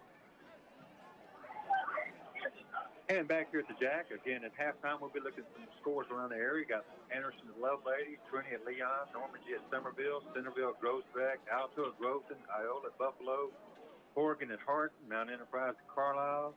Also, you'll have Alto at, I mentioned Alto at Groveton, but a lot of teams from Crockett District will have those also. I know Westwood lost last night to Jefferson. I think Diboll, Diboll's playing. They're playing a tough opponent. So was Huntington playing a very tough opponent today. All right, Bulldogs ball, 2nd and 8, just shy of midfield. This time they're going to pitch it back. Now they're going to pitch it back. No, 14. He's going to pass the ball out here. Oh, had a receiver open. He kind of had alligator on, so he can send it out, and the defender reached up and knocked the ball away from him. It's a good pass, a quick play, and he threw that ball. He wasn't the quarterback. No. Where is one on the field? Number 1, our quarterback. I don't see him on the sideline. I think it was. I thought it was 14. We have a 14. Looked like 14 threw that ball. That's Devin Wheeler. Yeah, that was a flea flicker. I'm still trying to find number 1 on the sideline or on the field. Hope he's out there. Yeah, he's sitting over here on the bench right here. And he's right here, this bench right in front of you. Yeah. Not sure what type of injury he has. He's not really getting any medical attention. Maybe he's just getting some oxygen. Yeah, he's been on the field. He probably the first possession he did not go out there, but he's been playing both ways ever since. So he might just be getting a little rest right now. He might have cramped up or something. Yep. 2 minutes to go. 35-7. It's something they knew they did last year. I believe it's the first year they had it. They now have the 2-minute stoppage in high school ball. You got it 2 minutes in the second quarter and 2 minutes in the fourth quarter. And that's really important, if you don't manage your timeout, especially in that fourth quarter, to have that extra stoppage of play. Both teams back out on the field. Going to be 3rd and about 8. And we'll keep monitoring the quarterback over here. That might be Epstein, quarterback. He's listed as the only other quarterback on the lineup. If it's number 8. There's a pitch to Victoria, and he's up the middle. It's best run. He's got it. He's going to go all the way down the 5, 4, touchdown. Oh, come on, you should have an 8 yards deep. That wasn't a very smart play. Victoria went 53 yards. Yeah, they caught up to him and looked like they were going to grab him and bring him down. He said, no. He fought out of it, stepped out of that tackle, scores, and then I think we'll have a personal foul in the end zone. They should address that on kickoff, which means they're probably kicking on the kickoff. Yeah. Well, the kid got run to get to the end zone. We're pretty upset about it. Tackling in the end zone after he was making 40 minutes on the foul. 8 yards deep in the end zone. So Gonzalez set the kick to the extra point. Snap. Yeah, he's setting the ball for some reason. I guess because he's talking.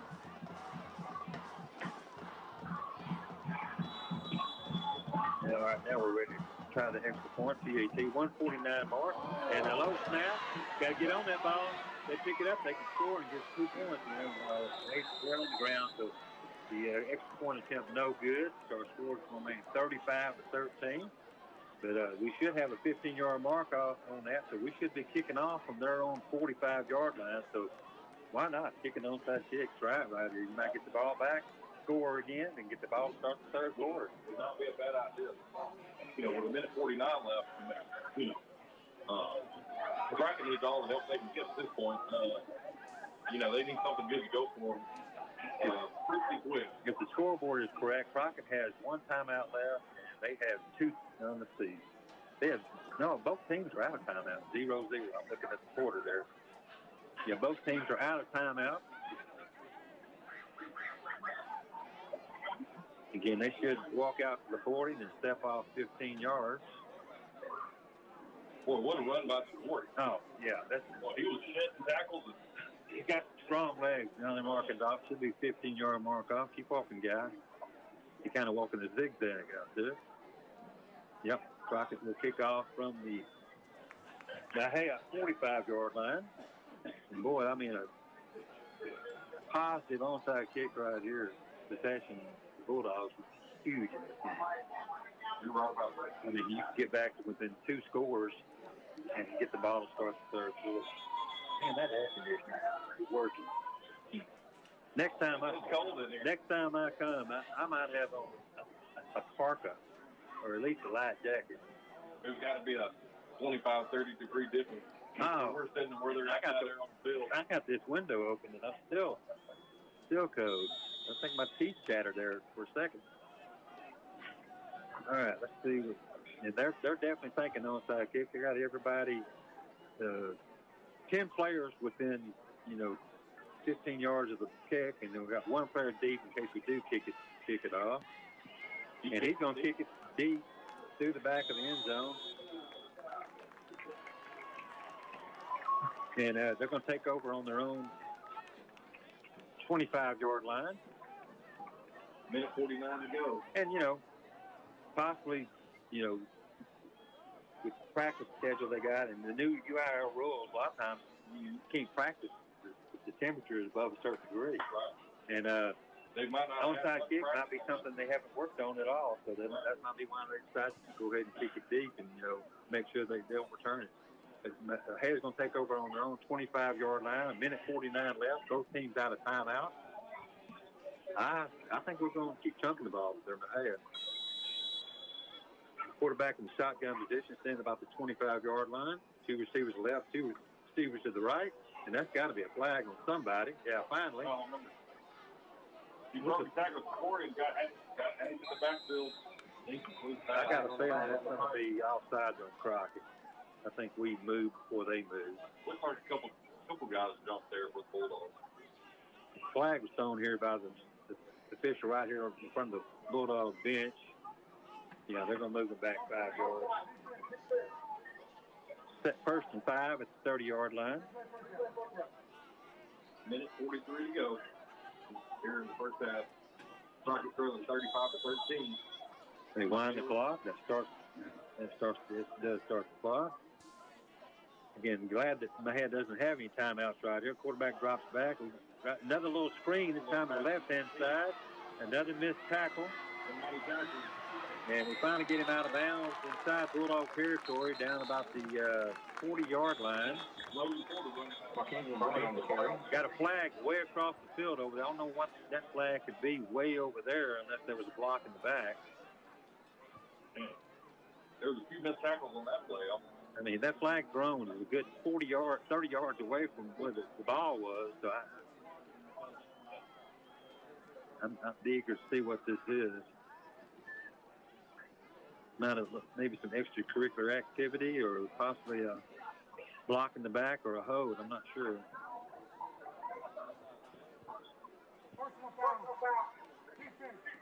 Personal foul on Crockett. I'm not sure what happened there, but it's going to be 15 yards added to the play. Going to bring the ball down to about the 27-yard line of Crockett. Minute 25. Come on, Dogs. Got to dig deep. Yeah. We need a turnover or sack or something. There's something positive right here. Interception.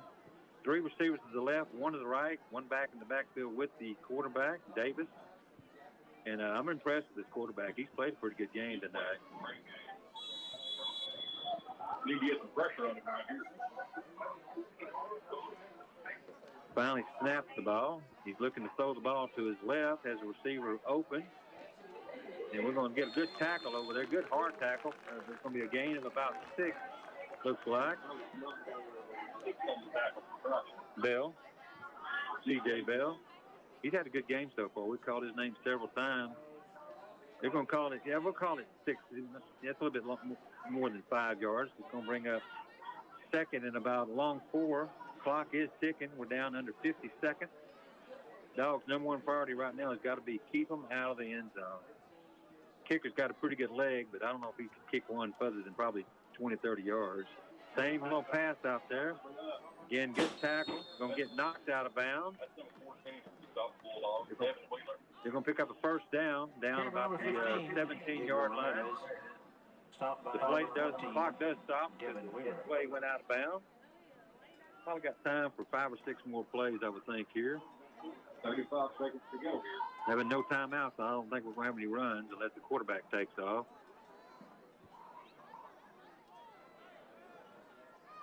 First and 10 at the 17-yard line of Crockett. 35 seconds left to go here in this first half. Snap back. Looking to pass the ball across the middle, and almost intercepted there. You feel behind the receiver, and our 14 was right there for Crockett, and he just really didn't see the ball, but he could have intercepted that ball. Yeah, he's behind the receiver and Devin. That was Devin Wheeler. Incomplete pass. That play lasted a total of 3 seconds. Yeah. Well, the Bulldogs secondary, they got to be on their toes right here. Yeah, I wouldn't be surprised to see another one of those screens like they've run a couple times. Really good. Snap back to Davis. He throws, and it's going to be caught. It's going to be down about the inside the 2-yard line. They've only got 20. They'll reset the down marker and they start the clock. They do start it. They spike the ball. The quarterback does. 18 seconds left. But they got first and goal just outside the 1-yard line. That was Hargall on the catch there. He had room there. Trying to see if they're going to put 10 in and possibly run the ball up the middle, but it looks like they're going to stay with the same set of guys they have out there. Might be, of course, if you run the ball and you don't score, you're going to have to really rush up the next play. So this is probably going to be another pass. 18 seconds left. Quarterback, the own 6-yard line, takes the snap, looking to pass it. He drops the ball. That's going to be incomplete pass right there because his hand went forward. He wants to pass it, just ball just slipped out of his hand. Clock still ticking. Yeah, that's saying a fumble, so he got back on it. So they got to hurry up and get this play off. He blocked it again. And we're going to have time for one play, 3 seconds. Yeah, I thought they might call that incomplete pass and stop the clock, but they're saying he dropped it. It was a fumble, so the play clock does not stop. Here comes the field goal unit for the Black Cats. Morris trying to make it a 38-13 game. And right now, Mexia is leading 35-13. This is going to be, let's see, he's going to kick it from about the 14. It's going to be a 24-yard field goal attempt by Axel Yabari's senior kicker. Snap back, kick is up, and no problem, right through the middle as the clock expires. 24-yard field goal by Yabar. And that's our halftime scores now is going to be 38-13. Mexia on top of your Crockett Bulldogs. We're going to throw it back to the station for about 3 minutes. 3 minutes. We'll come back here with your halftime scores brought to you by Baby Crockett. Since 1973, East Texas Roofing has been offering Houston and surrounding counties all types of roofing, both residential and commercial. East Texas Roofing always offers free estimates and is fully insured and bonded. For more information on getting covered with a new roof, you can call Jared or Jonathan Land at 936-222-0824 or log on to EastTexasRoofingLLC.com. East Texas Roofing, locally owned and operated, and a proud member of the Better Business Bureau.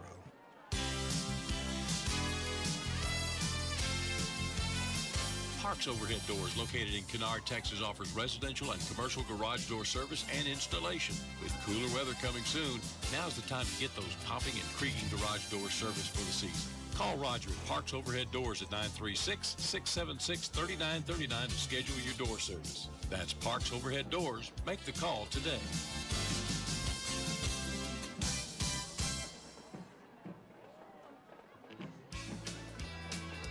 Double K Concrete Construction offers quality at its best when it comes to commercial, industrial, foundation, and driveways, or any type of concrete work. Double K Concrete Construction is the one to call. With 20-plus years of experience, Roger Kellum and his staff can get the job done. Call 936-546-1994. Remember, Double K Concrete and Construction. Tonight, the band will perform their first 2 movements. Interstellar. At United Ag and Turf, we know that everyone's version of work is different. Fixing.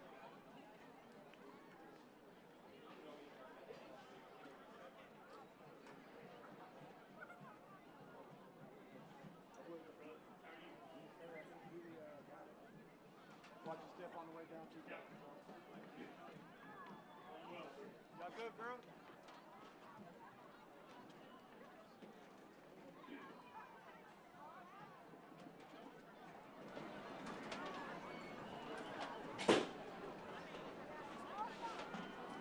Michaela, what you take back to town?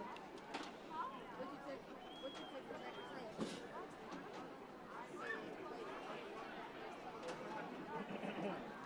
I told her K.I.V.Y. You're right. She said I wasn't trying to take her home. I was leaving. I was taking her.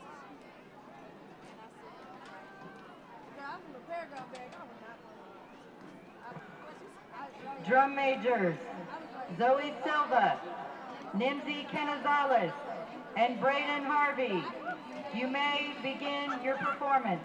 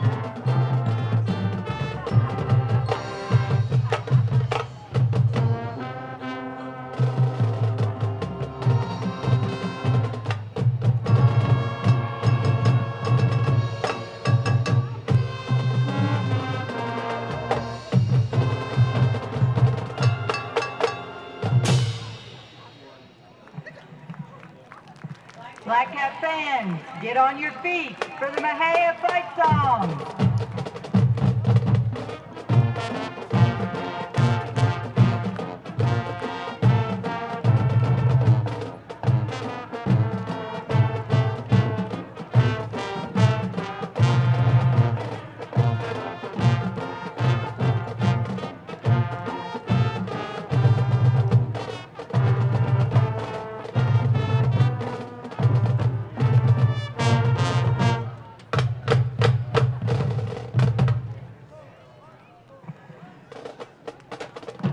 The Mexia Band is under the direction of Jackson Laird and Julian Greening. Your section of the week is the Color Guard.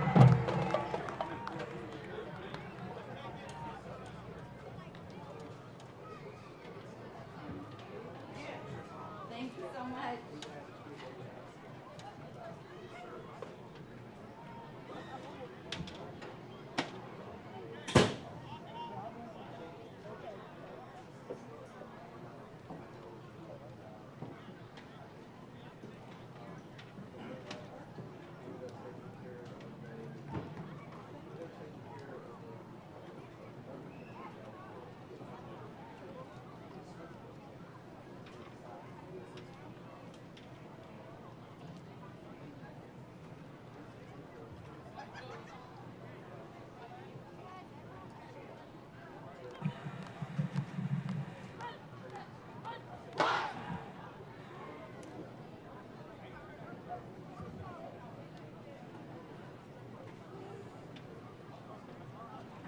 Good evening, ladies and gentlemen, and welcome to the field, the Bold Blue Band from Bulldog Land. The band is directed by Dana Moore and assisted by J.R. Martinez. Field captains for the band are Senior Chastity Hicks and Senior Susanna Thompson. Drill sergeants for the band are Cassidy Adams, Emily Gonzalez, Isaac Castillo, Karen Garrison, Alex Ledesma, Weston McGinn, Anna Lynch, L'Oreal Bond, Jonathan Barre, and drum captain Elion Cruz. The Mighty Blue Dogs Band will be playing Fanfare for Crockett, written by the music department head at Texas A&M, Dr. Timothy Ray. Mighty Might March by Ted Meesang. Drum majors Susan Martinez and Humberto Cervantes. Is your band ready?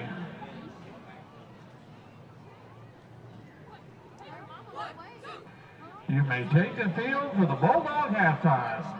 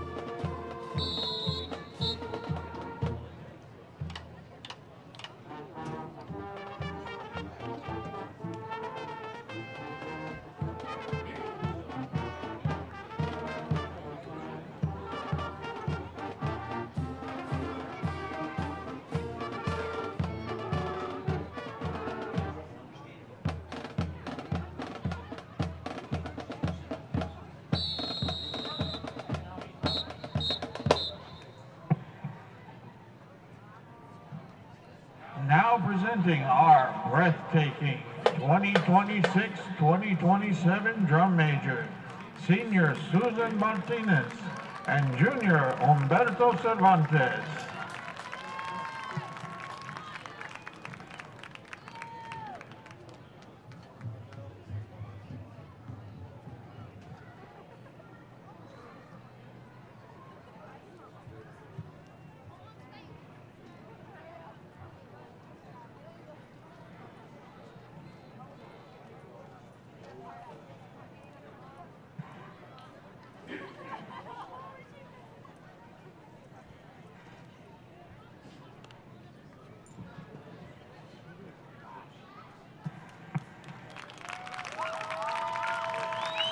Now get up, Bulldog fans, and help us celebrate Crockett with our beloved fight song.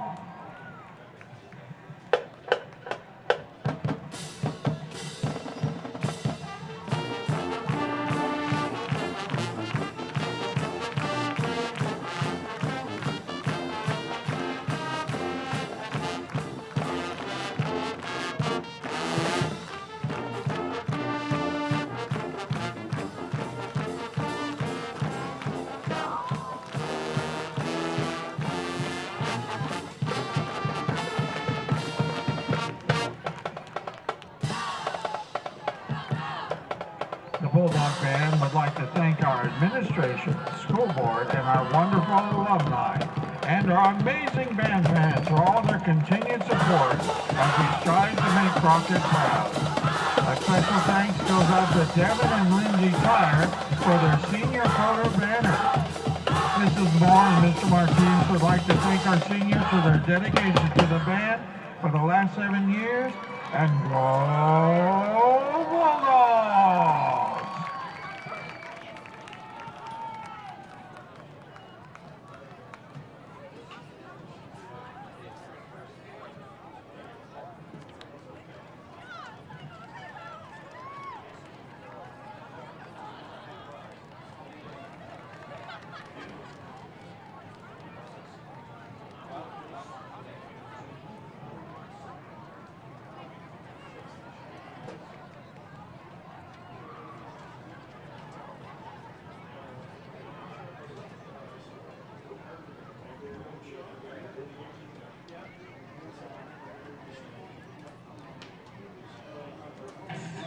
Always the best music. It revs you up.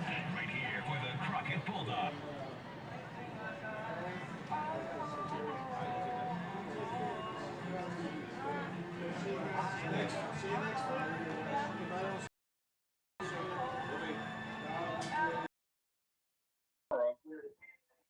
Towards the end of the half, with a 28-yard field goal, 24-yard field goal, to bring it up to 38-13, where the score stands right now. Tom.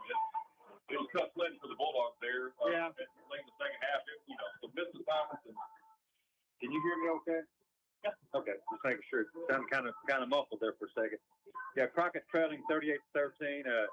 It kind of looked like the game might be out of control, but I've seen stranger things happen. I was telling you that the South Lake Carroll Dragons last night, they were placing a private school out of Oklahoma, and at one time it's 27 or 28 to nothing. The team from Oklahoma.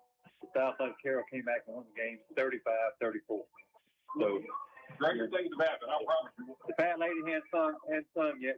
She might be warming up, but she's not singing yet. No, I mean, there's a lot of football left in this game, and the Bulldogs they had some good positive plays. But it was just a few missed assignments on the defensive side that you just can't let that happen. Guys just wide open out there in the secondary with nobody around them. I mean, it's easy pitch and catch for these guys, and it's just somebody just missing assignments. Well, and the unfortunate thing, I like the offense that we're running. I think it's more suited to what the athletes of Crockett we have. But when you get down by 25 points, ground and pound, sometimes it's hard to come back from.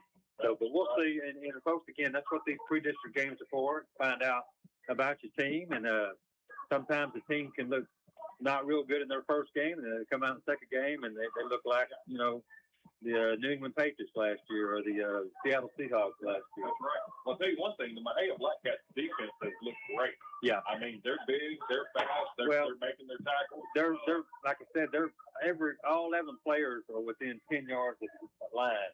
You know, I don't know if we got any plays like that, but sooner or later we're going to sneak somebody out on a pass and get it wide open. That might make those secondary back up just a little bit. But right now, you got 7 guys blocking 11 guys. Right.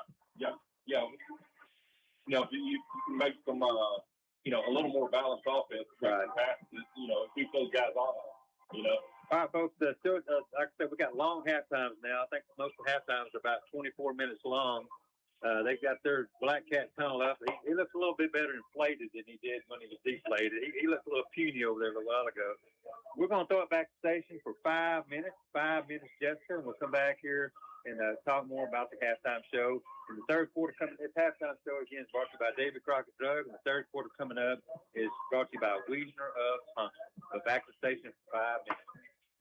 Hey, folks, Clint Mack here with Wiesner in Huntsville. Football season is back, and we've got a winning lineup waiting for you right here at Wiesner in Huntsville. Right now, well-qualified buyers can get 2.9% APR for up to 72 months on a brand-new 2026 GMC Sierra 1500 when you finance with GM Financial. Or come check out our lineup of Buick SUVs with great offers going on right now. Whether you need a truck to tailgate or an SUV for the whole crew, come see us at Wiesner in Huntsville or visit us online at WiesnerGMCBuick.com. GMC, we are professional grade.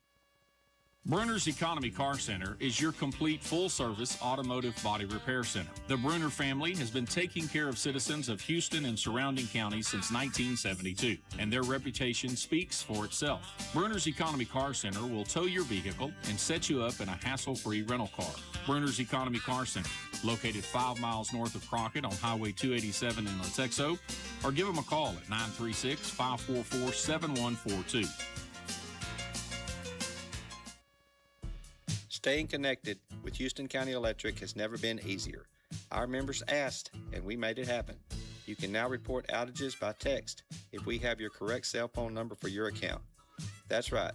Within seconds, you can let us know the power is out and get status updates sent right back to you. No waiting on hold, no guessing, just quick, reliable updates when you need them most. At HCEC, we know connection matters. Sign up today for Domino's Piece of the Pie Rewards Program and begin earning points towards a free pizza with every order of $10 or more. You can now even earn points over the phone or on past orders. Visit Domino's.com to sign up, and for more information, visit Domino's, located at 1000 Loop 304 in Crockett, or call them at 936-624-0111. That's Domino's Pizza in Crockett.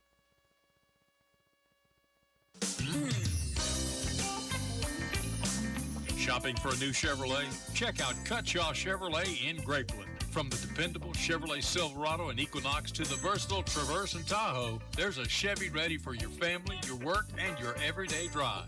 And at Cutshaw Chevrolet, we believe buying a vehicle should be simple. Great service, great selection, and no unnecessary hassle. Cutshaw Chevrolet in Grapeland, keeping it simple. Stop by today and let us put you in the driver's seat.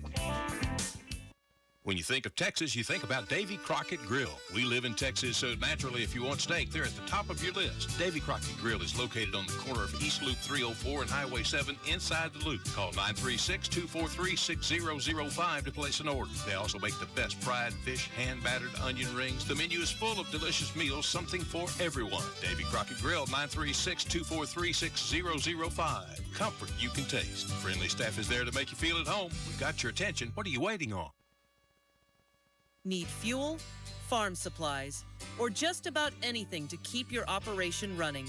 Stop by Crockett Farm and Fuel on Loop 304 in Crockett. From the farm to the ranch, Crockett Farm and Fuel is here with the products and service you need to get the job done. So, before you head to the field, pasture, or job site, make Crockett Farm and Fuel your first stop. Crockett Farm and Fuel, your local source for farm, ranch, and fuel needs. Since 1973, East Texas Roofing has been offering Houston and surrounding counties all types of roofing, both residential and commercial. East Texas Roofing always offers free estimates and is fully insured and bonded. For more information on getting covered with a new roof, you can call Jared or Jonathan Land at 936-222-0824 or log on to easttexasroofingllc.com. East Texas Roofing, locally owned and operated and a proud member of the Better Business Bureau.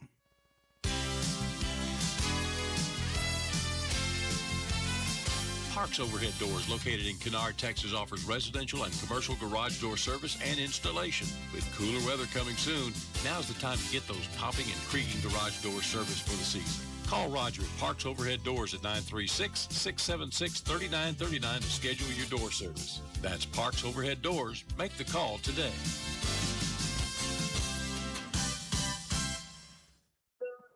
And back here at Monte Driskell Stadium, a halftime score of Mexia 38-13. You're listening to the David Crockett Drug halftime. And real quick, let's just list the players on the Crockett's team. We hadn't had a chance to do that, and I know everybody, all the grandmas and granddads and moms and dads, like to hear the young players' name called. Number 1, Jalen White, quarterback, and also a strong safety, which is junior, 6'2". Number 2, Jacorian Griffin. Last year had 1,700 yards and 17 touchdowns. He's a running back and middle linebacker. He's a senior, 5'8". Number 3, Jamarion Davis, middle linebacker, tight end, senior, 5'9". Number 4, Jaden Garcia, senior. Number 4, Aaron Hall. He's a wide receiver and cornerback. He's also a senior. Number 6, C.J. Bell, or Christopher Bell. He's a strong safety and a running back. He's also a senior. Number 7, Christian Bell. He plays tight end, outside linebacker. He's a sophomore. Number 8, Anthony Epps, backup quarterback and cornerback. And we might have to have him here in the second half. We're not sure if White has an injury or what's going on with him. We'll see if we can get a word from the coaches when we come back up here. But Epps is a sophomore. Number 9, Logan Porter, wide receiver, free safety, senior. Number 10, Caden Walker, running back and cornerback, sophomore. Number 11, Kylan Yarborough, tight end and defensive end. He's a junior. Number 12, I'm on this, is K.I.V.Y. Pinckney. He's a running back and cornerback. He's a junior. Number 13, Daryl Craig, defensive end, tight end. He's a senior. Number 14, Devin Wheeler, running back and outside linebacker. He's a sophomore. Number 15, Pierre Cooper, running back and outside linebacker, also a sophomore. Number 16, Jaden Johnson, running back and cornerback. He's a junior. Number 17, Logan Ray, tight end and middle linebacker. He's a junior. Number 20, Dave Trinard, Houston. He's a tight end defensive end. He's a junior. Number 21, Henry Hernandez Jr. I believe he's a senior. Number 22, Thaddeus Haynes. He's a tight end and defensive end, senior. Number 26, Jeremiah Kellum, fullback and defensive end. He's a senior. Number 30, Omar Gonzalez, kicker. He's a junior, also a punter, too. Number 51, Chaz Gray, guard and center. He's a senior. Number 52, Gary Taylor, guard and defensive tackle. He's a junior. Number 53, Mark Simon. He's a center and defensive end, sophomore. Number 54, Ezra Reese, guard and defensive end, freshman. Number 55, Javon Johnson, guard and defensive tackle, senior. Number 60, Joshua Ham, defensive end and senior. And number 63, Tristan Davenport, he's a guard, defensive tackle. He's a junior. And number 75, Brandon Villanueva, he's a tackle and defensive tackle. He is a sophomore. That is your Crockett 2026-2027 football team. The JV, no game this week. I think the JV will be playing next week. Should be a home game for them since they play the opposite of what the Bulldogs, the varsity, does. So it should be a game here next Thursday night against Coach Springs. And Bulldogs will be, senior varsity team will be on the road at Coach Springs next week. Just got an update. Lovelady is leading Anderson Shire 28-7 late in the third quarter. There's Lovelady. So right now, it's looking like Lovelady might be the only victor on Houston County. But, of course, this game's not over with. I've seen stranger things happen. The Dogs just need to come out and get a good first drive on this first possession. We're about a minute and a half from the third quarter. We're going to throw it back to the station for 1 minute. We'll come back here for third quarter action brought to you by Wiesner of Huntsville. Double K Concrete Construction offers quality at its best when it comes to commercial, industrial, foundation, and driveways, or any type of concrete work. Double K Concrete Construction is the one to call. With 20-plus years of experience, Roger Kellum and his staff can get the job done. Call 936-546-1994. Remember, Double K Concrete and Construction.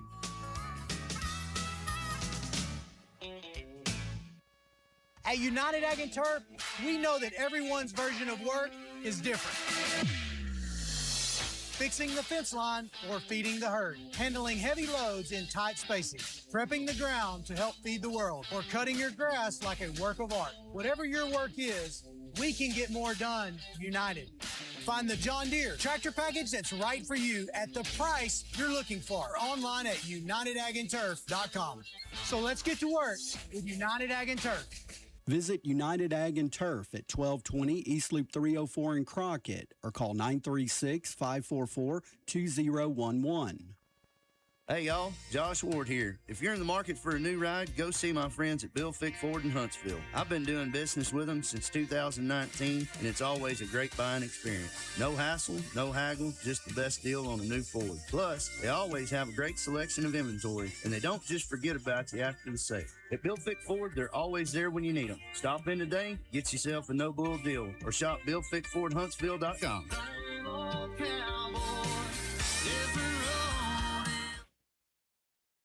Back here at Bonnie Jack Driskell Stadium in week 0, got the Crockett Bulldogs hosting the Mexia Black Cats, and right now the Mexia Black Cats having their way with Crockett 38-13, but the Bulldogs will receive the third quarter kickoff. It looks like Mexia is going to be kicking off from their 40-yard line out of the north side of the field, kicking it south. Looks like we have Jacorian Griffin and number 6, C.J. Bell, back deep about the 15-yard line.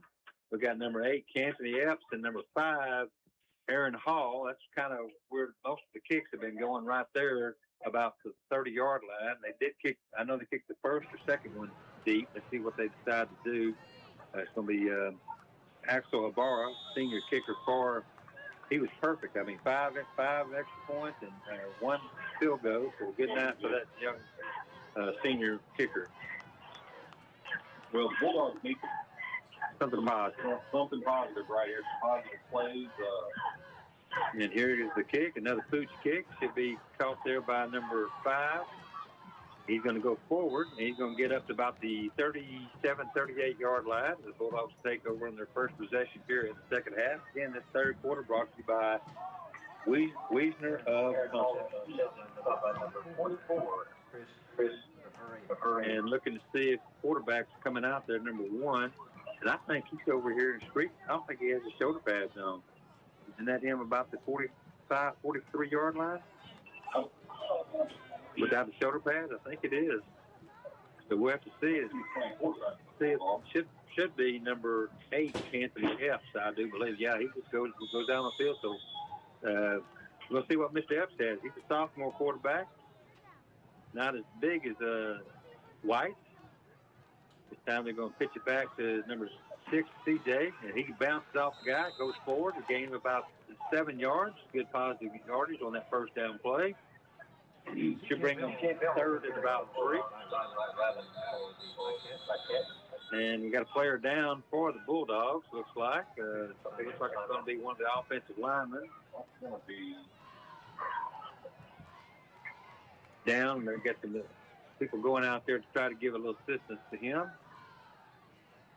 Tell you what, we're going to take a 30-second break, and we'll come back with more action here in the third quarter.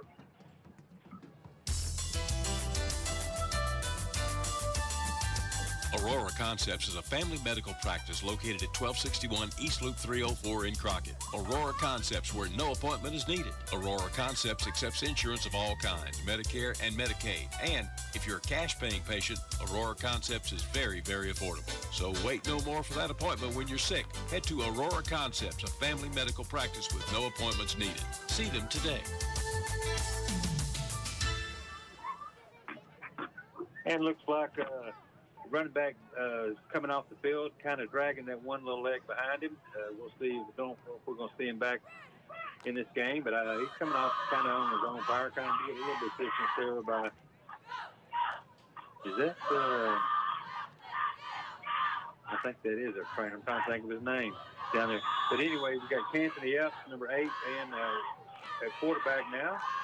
Second and about 3. This time he's going to pitch it back to Griffin. He goes around the other side, picks up a broken tackle, and almost looks like a face mask. But he's going to pick up about 8 or 9 yards down inside Mexia territory. And he needs to touch the ball more. Yeah, give it to Corey. Yeah, he's had a couple plays where he's got stopped for hardly any game, but I mean he's had 2 or 3 really, really good runs where he just kept his legs moving, going forward. Again, first down at the Mexia 46-yard line. Yeah, he carried a couple guys right there about 10 yards. Dogs sprinting up. I think they might have got a little attitude just at halftime. They're sprinting up to the field. A lot better posture out there. Epps under center. This time he's going to give it to number 5, a little trap play. And he's going to pick up a good positive. He's going to pick up a first down, and actually going to get about almost 14 or 15 yards. Good run there by the Bulldogs. Good job there by the offensive line from Crockett. That's number 5. That was number 5. That's Aaron Hall. Yes. Boy, he was carrying the ball there. Great run by him.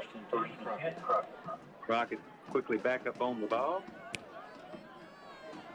Epps under center. Tight formation. This time Griffin goes in motion. They're going to fake it to Griffin. Epps is going to run around the right-hand side, cuts it back, makes a good cut back.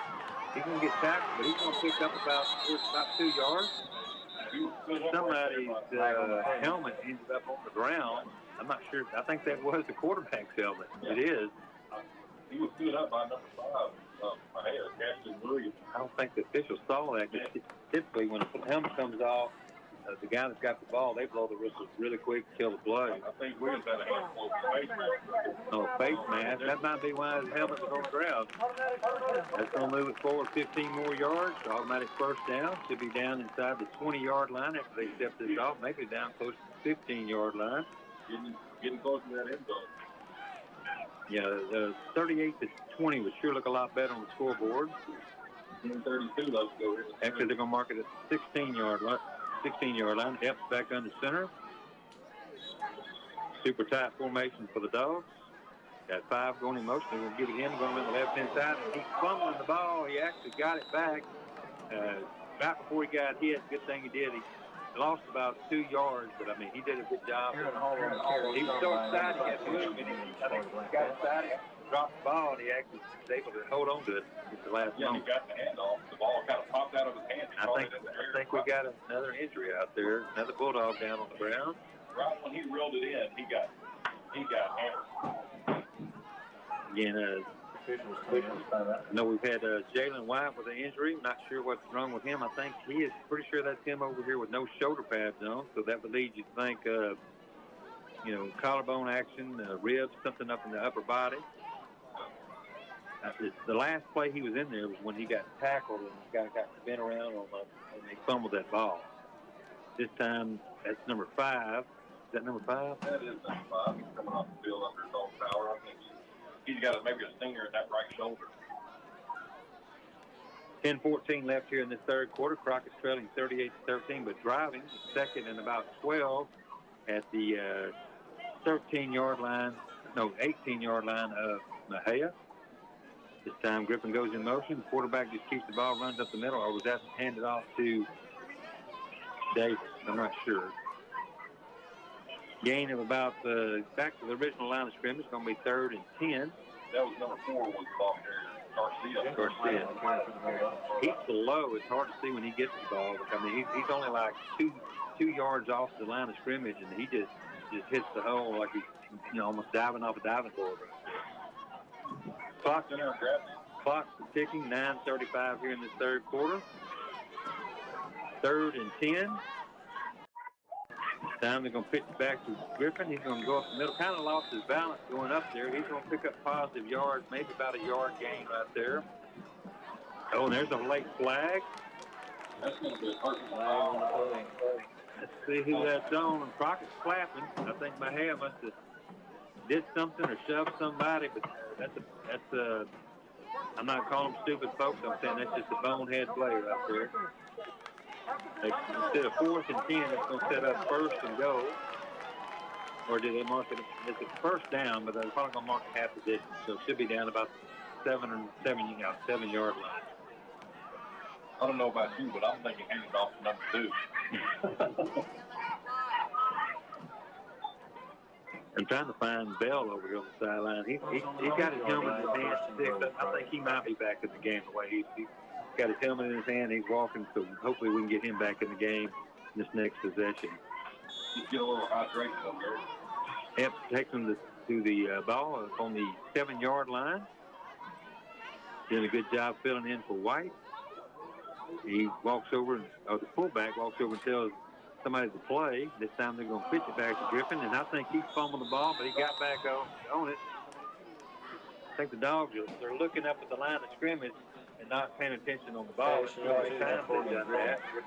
I think the quarterback kind of pitched it a little too much heat on it. Yeah, and you get used to one guy running plays with you, then all of a sudden you put somebody else in. It's just they're not the same person. I mean, it's just different. He turned and pitched it and it just bounced right off his chest. He looked like a second baseman pitching to the shortstop right there. I mean, that was a rocket. There comes Bell back in. Good to see him back out there. C.J. Bell. There's number 15 checks out. All right. We got 7 seconds. Got to hurry up and get the play off. Don't need a penalty here. They do get the snap off, and they busted play. Quarterback's trying to make something happen, and he's going to go forward. He's going to get down inside the 5-yard line. I mean, he did a pretty good job. I mean, he evaded 4 tacklers right there. And it's going to bring up 3rd down inside the 5. So you basically got 2 downs to get it in. I would think you would try 2 plays to get it in. If you happen to lose yards on one of these plays, you might try to bring out Gonzalez, because we need to practice on field goals also. Again, tight formations right over in the left hash mark. F's under center. Turn around and give it to number 6, Bell, and he spins. I'm thinking, he gets in. That's going to be a 4-yard touchdown by C.J. Bell at the 7:25 mark here in the 3rd quarter. Makes it 38-19. 4 down. And the Bulldogs, I think we're going to go for 2. I don't see Gonzalez coming on the field. In fact, they're flashing the lights right now, so it's hard to see who Gonzalez is. But I believe we're going to go for 2 to try to make it a 17-point game.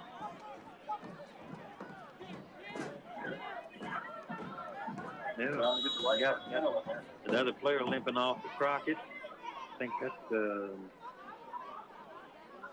6. That's number 6. Yeah. He just moved that ankle. All right, Bulldogs up in the line for the 2-point conversion. F's under center. This time they're going to pitch it to Griffin. He's going to fight. He's twisting, turning. He's not going to get there. He's going to be about 2 yards shy. So our score is going to remain 38-19. Dogs back in it. Score their first possession here in the second half. Got to get some good defense right here and get it right back, and we'll have basically a 10-point game. That was a good play right there by that Black Cat linebacker, number 92, Ethan Red. Just consumed him. Yeah. Those are two big guys met right there in the middle. That's right. 7:25 mark. We're going to throw it back to the station for 1 minute. This is some refined sponsors that makes this action happen right here at the Jack. Back to the station for 1 minute. This is attorney Christopher Spruce at Piney Woods Law. I'm the personal injury lawyer you need if you've been injured in a car or truck wreck. Go to PineyWoodsLaw.com for a free case review. You need an experienced lawyer with a practice focused on personal injury. I represent hurt people. Auto accidents and wrongful death cases have always been my focus, and I've helped thousands. Wherever in Texas you're hurt, injury cases are what we do at Piney Woods Law. Go to PineyWoodsLaw.com or text me at 903-724-0055 or just stop by our office in Grapeland, Texas. You don't need a big town attorney to have a big time attorney.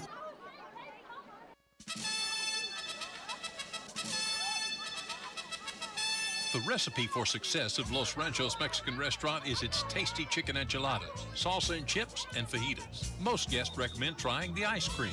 This place is famous for its great service and friendly staff. They're always ready to help you. The atmosphere is enjoyable here. 1210-304 Loop, Crockett. For orders to go, call 936-546-0186. Look better. And back here at the Jack, 7:25 left in the third quarter. Crockett closes the score and makes it 38-19. And I saw Mexia over there have to coach all around, and they're probably expecting possibly an onside kick right here. Don't know if the Dogs will do it or not, but he was making them just aware of that. Got two players checking on the field kind of late. Looks like they're right. So they might have too many players on the field. Gonzalez set the kickoff. This time he is going to squib it down to about the 15-yard line. And nobody can tame it over here. Wide open. Got a hole right there. Yeah, the official saw it. Well, number 7 ran him out of bounds right there. Christian Bell. There's a hole right there about the 45. Should be mark it off 10. Should be possession about the 36, 35-yard line, I would think. But I mean that boy. I think his arms were up in his shoulder pads. He was grabbing it so tight. And I don't think the official was going to throw it, but this back official, he just happened to see it. I'm not sure what this second official, if he saw the same thing or if he saw something else. No, it was just really easy to see from our point of view up here. Because Crockett is kind of questioning this call right here, the second flag. Let's see. Yeah, they did mark it back to the 35-yard line. So that was just a whole penalty on my head. 7:20 mark here in the third quarter. And you got any more scores on the Lovelady game? Looks like Lovelady's leading 28-14 near the end of the third. Okay. It may third quarter may be over. Good. All right, here we go. Man in motion, going to the right side. The 15 coming. Here comes a little jet sweep around the right-hand side. Good defense by the Bulldogs. They're going to pick up about 2, maybe 3 yards. It's good defense there by the Dogs. They strung it out. Number 7, and Christian Bell, the sophomore. I don't know if it's Christopher's younger brother or what, but he comes into the game. Number 7. Logan Gray up top.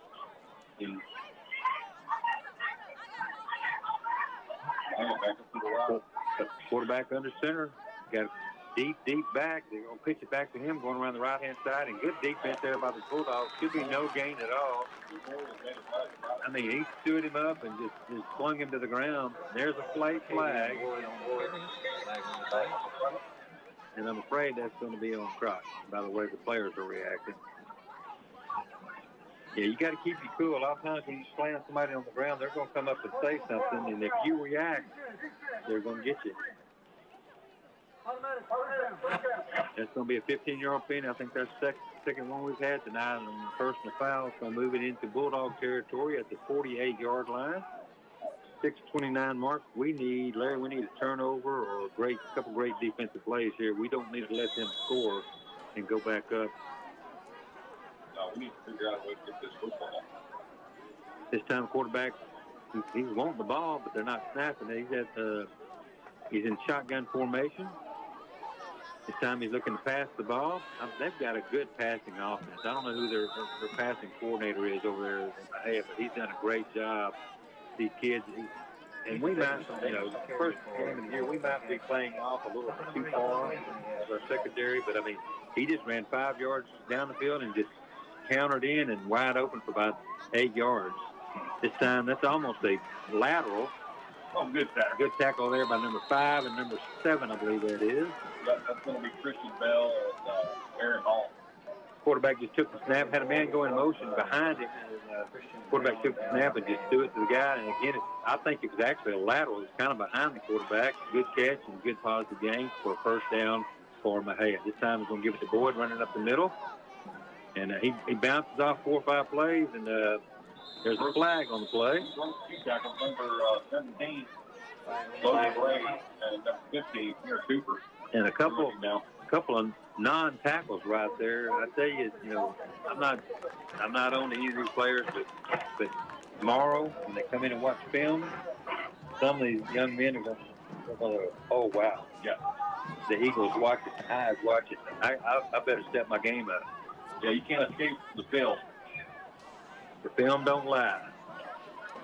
And that's going to be a 10-yard. I think it's going to be a hold on Mexia. We'll set them back to first and 20 at their Bulldog 41-yard line.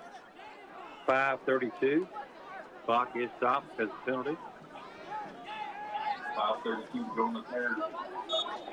Quarterback, this time he's in shotgun. Now he's going to move up. I thought he was going to move up under center, but he moved it back up. Snap back, looking to pass out here. Goes out the hands of number 15. He kind of took his eyes off the ball, looking at the defense, and that's going to be incomplete. 2nd and 20. I think the mayor is right there. 5:20 to go, 38-19.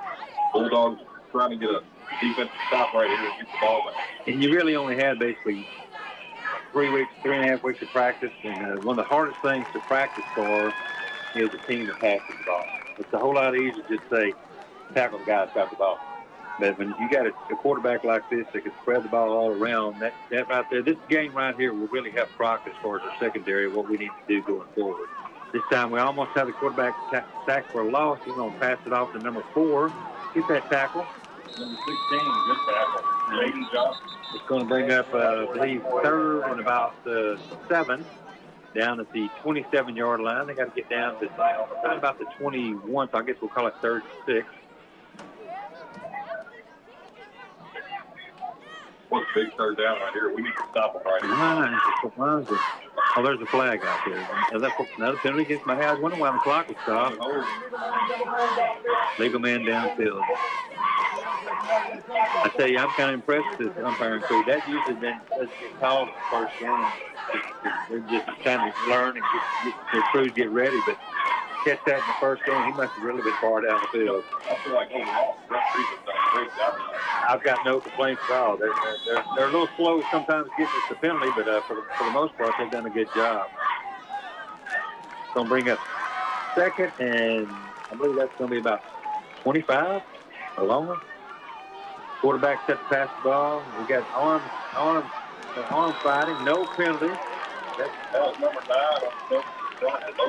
He kind of had the receiver's arm kind of pinned down to his side, but he wasn't hold on to him. So good defense there by the Bulldogs. Great defensive play there by Ford. And he threw that ball from about the 50-yard line down inside about the 15. It was a pretty accurate pass with good coverage there by the Bulldogs. Yeah. We'll bring up 3rd and about 25. It was a really good pass right on the money. Porter just was between him and the football there. Went him stride for stride all the way down the field there. Something else I'm kind of surprised we haven't seen is cramping. I mean, usually as humid as it is and that rain coming in before the game, I haven't really seen much cramping. So good job by both teams as far as getting the teams ready to play. They're well conditioned. And there's a good pass, went off the hands. Quarterback rolled out he almost got sacked. He rolled out to his right, saw a receiver down about the 28-yard line, threw a beautiful pass, just went off his hands, and it wouldn't have been a first down, but it's going to bring up 4th. And their punter has been in the witness protection program so far. I have not seen him. So I don't know if we're going to see one now. If they're going to punt, this would probably be the time to punt. But I don't think number 7's the punter, so I think they're going to go for this. And time's ticking off. They're going to hurry up and get on the line. They're down to 8 seconds on the play clock. We'll take 5 more yards marked off. Oh, they just reset it to 40, okay. Number 13 back from the shotgun. 2 receivers left, 1 to the right. Now they got us offside. It's going to do this free play, so they might as well throw it. And I don't think he caught it. No, incomplete pass, but they are going to step off that 5 yards. Smart play. The hard count got the hard count got him. I think one of the best that ever did it was Elway. I mean, that joker, he would get up there and he would holler, and he would make the jump off sides, and then Brady was good at it, too. Carr also. Still a long way to go here. I got to get this first down. 4th and 20. All right, defense. You can bend a little bit right here. Just can't break. They can get 19 yards. They just can't get 20 yards. And then the Bulldogs take back over, try to get this down to a 10-point game. Looks like we're going to have a timeout. Crockett, we'll take it with them. Back here with more third-quarter action here at the Jack. 1-minute break. Need more storage? Looking for a workshop, garage, carport, or RV cover? Visit Davy Crockett Garages and Buildings located at Davy Crockett RV Park on Highway 7 in Ratcliffe, your local General Shelters dealer. Choose from our selection of quality portable buildings, including custom-built General Shelters buildings, or save big on our marked-down in-stock buildings that we need to clear from our lot. Stop by today or call or text 713-898-1245 for your free quote. Davy Crockett Garages and Buildings in Ratcliffe. The heat is on. Yes, the heat is on, but there's no need for you to lose your cool. Turn those cooling issues over to the pros at Hargrove Neal Heating and Air. Since 1961, Hargrove Neal has been cooling East Texans with fast service and cool prices. Call the train team at Hargrove Neal Heating and Air today at 544-7270 or 544-COOL. Hargrove Neal Heating and Air in Crockett is pleased to service all makes and models. It's hard to stop a train. Welcome back to Monte Stadium here in Crockett, Texas. Bulldogs are trailing 38-19. That last touchdown run by P.J. Bell. That's brought to you by Scoring Summary, brought to you by David Crockett Grill. P.J. had a 4-yard TD run to make it 38-19, and Crockett badly needed that. He basically just he used his body weight. He just forced himself in that end zone to get that play to get it back to a 19-point game. The Bulldogs right now just got to get a stop right here. Get a stop, score a touchdown. You score get a 2-point play. You're right back within 10 points with a whole quarter and a few minutes to go. So there's a lot of football left to be played. It's a big play right here in this game. Mahad happens to pick this first down up. It's going to be hard for the Bulldogs, but if we could stop them right here, kind of like what Jim Terry said, he's telling me there's a chance. We need a stop. Let's do that first. Two receivers to the right. Got a back in the backfield down to the right of the quarterback, and they're going to get us offsides again. He's going to throw. It's going to be incomplete. Guys, we got to stay on side. We just gave him 10 yards. Instead of being 4th and 25, now it's going to be 4th and 15. And that's going to move it up 5 yards. Yeah, the Bill's going to catch up tomorrow on that play. Well, they're wanting to make a big play, and they're excited in first game, and they want to get in there and sack that quarterback, and about the 50-yard line, and Bulldogs take over. But you gotta be watching that ball and wait for that ball to move on that snap. I bet he'll stay on this side of the line. 4th and 15. Two receivers to the right. Same formation as they had last time. Let's see if we can stay on sides this time. I think everybody's got concrete in their shoes right now. They're not moving. 4:43. They got to hurry up and get this play off. Got 4 seconds left to get it off. They might have to defend it. They don't hurry up and snap this ball. And they moved. Yeah, their receiver at the top of the field, he moved. So that's going to move it back 5 yards. So we basically, about the last 5 minutes of our lives, nothing just happened. 5 yards forward, 5 yards forward, 5 yards back. No plays being run. Well, it's right there. They bounced the plate off like all yeah, ran out. I think that's why the receiver thought he was going to snap it right there because he's looking right at that clock right over there, south end zone. All right, dogs, don't fall asleep. Keep them in front of you. Play good defense. Get the tackle down on the ground. Davis, you want the ball? I thought they moved and no snap. They're going to throw it back. That's a and ball's on the ground. I think he was down. I think they called him down. A sack there by 13 or 14. What they did is they handed off the running back. He ran forward and he threw it back to the quarterback. Little trick play. Backfired. They're going to lose about 15 more yards. Bulldogs will take over in the Hay of Black Cat territory about the 47-yard line. We might want to write that down. 4:34 in the third quarter. But if the Bulldogs come back to win this game, that play right there is once they read. Yeah, well, Gerald Craig right there, he made a great play. Yeah, the quarterback saw him and he tried to duck under him and he just basically barreled him to him on the ground. Craig got his number. I think he's got a couple offensive linemen in that night. I think I've seen so far out there. Number 75 checking in the game. That's Philip Latham. Time Bell goes in motion. Switch back again. He's going to go forward. He's going to pick up about right at about 9.5, 6 times, 10 yards. Where they got him spotted at the 38-yard line down there.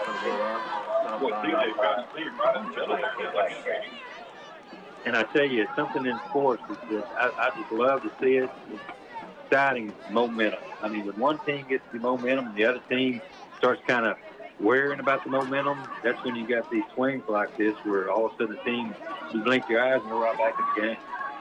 This time, Epps under center, tight formation.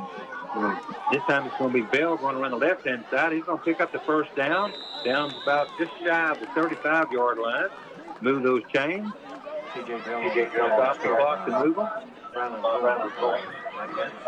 First down at the 35-yard line of Mexia. As soon as they get the chain set, well, they've already wound the clock.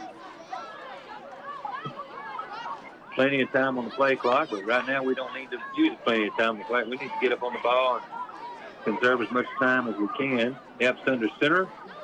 This time it's going to be Griffin. Yeah, it is Griffin coming around the left-hand side. Got a little bit of room. He's going to break one or two tackles. He's going to get down about the 30-yard line. Gain of 5 yards. We'll take 5 yards every game. Again, Corey Griffin, senior running back. Again, last year, 1,700 yards and 17 touchdowns. He's got one so far, and it was probably the highlight of Crockett's game so far, that run he had. It's a 54-yard touchdown run there in the second quarter. Boy, he's fun to watch. He's got strong legs, and he's smooth. He kind of glides. You know, he really don't look like he's running that fast, but nobody's catching. All right, Epps back under center. This time Bell goes in motion. They're going to hand it off. And I think we got a flag. Yeah, legal procedure on the Bulldogs. We'll move them back 5 yards. We'll erase that first down play that we had. We'll bring up second and 10. A lot more flags, a lot more hankies on the ground in the second half than there was in the first half. Yeah, I think some of that has to do with maybe fatigue. Yeah. And this late game. Yeah. I know, like I said, not very many cracks going on. So both of these teams are really well. Their conditioning coach deserves credit because they are in condition for the first game of the season. Yeah, I don't think I've seen a cramp or someone really suffering, heat-wise at all this game. I think we snapped the ball. We had them all sides. They did not snap it. This time, Epps is going to just try to take it right up the middle. He gets hit pretty quick and shoved back. He's going to give him, I think they're going to say no gain. He's going to bring up third and 10. We might find out some type of throwing arm Mr. Epps had.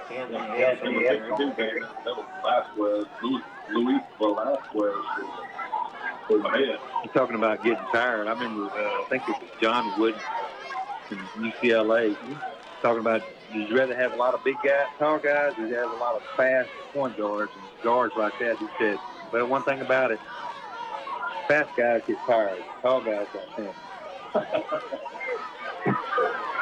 You can testify to that. Third and 10. Gonna keep it on the ground. Oh, and it's a fumble. And Mexia's gonna pick up the ball. Big lineman got it right there. Just that the pitch is a little bit too high. Hit him right about to hit his helmet. And Mexia's gonna take the turnover here at about the 39-yard line. That's going to hurt.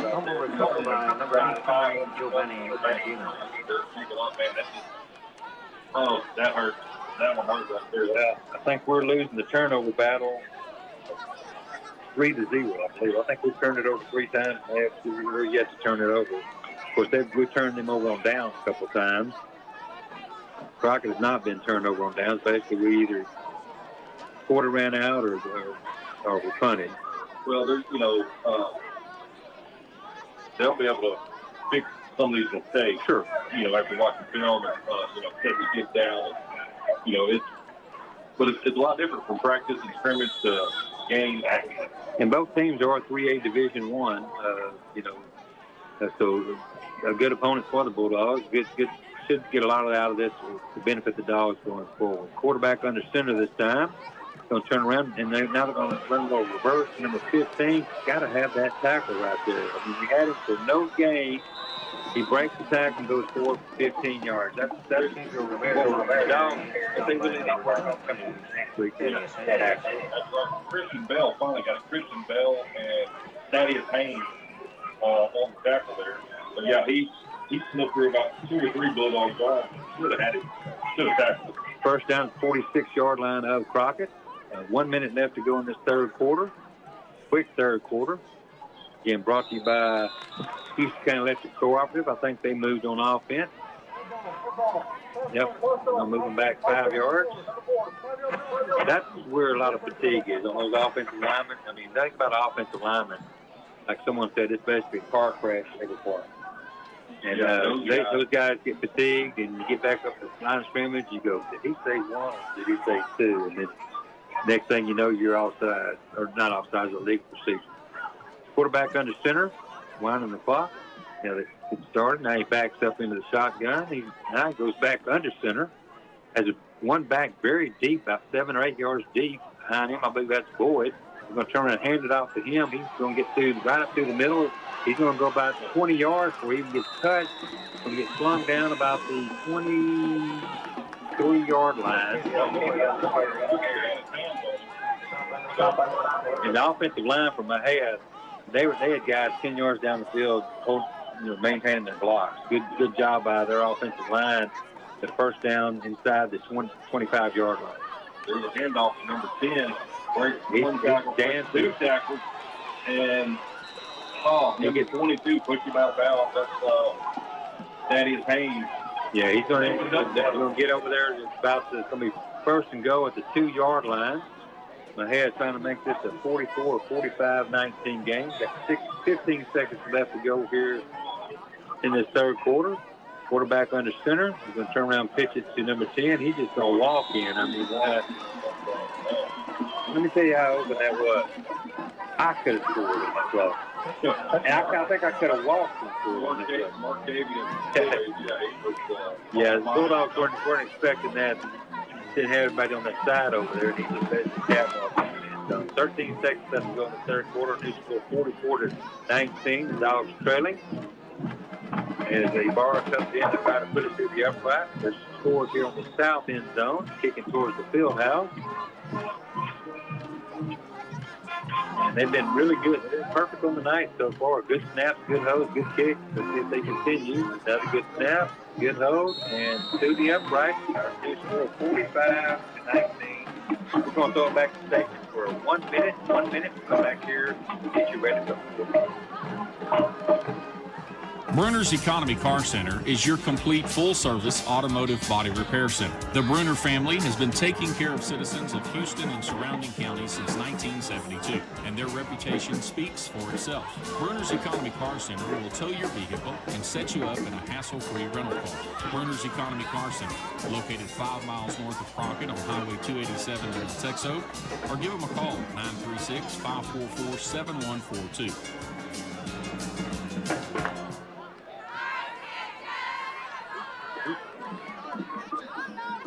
Back here at the Jack, 13 seconds left to go in this third quarter.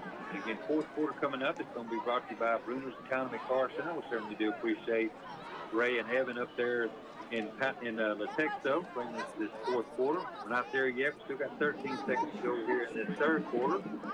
And some of our other fine sponsors, Los Rancho Mexican Restaurant, David Crockett RV Park, Piney Woods Law, Aurora Concepts, Bill Fix Ford, United Ag and Turf, Double K Concrete, Parks Overhead Door, East Texas Roofing, and Crockett Farm and Fuel. Without those folks, we couldn't have this.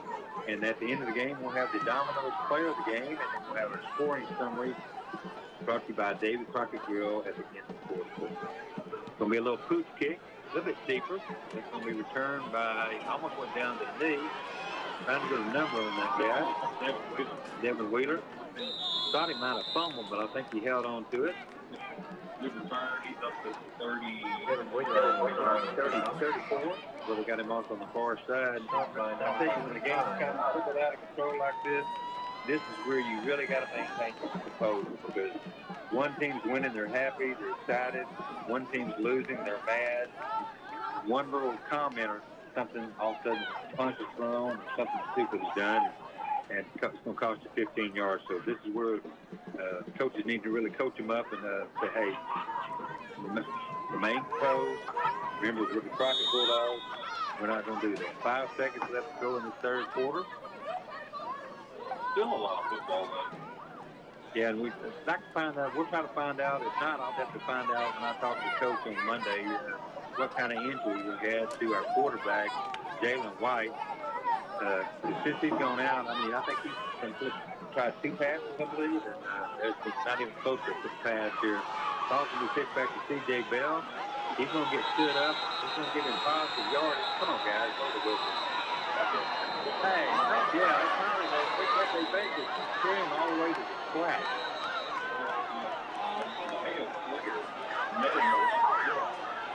Yeah, they met him at the 30-yard line. They pushed him back to the 10-yard line and out of bounds on the track. That's going to cost him 15 yards.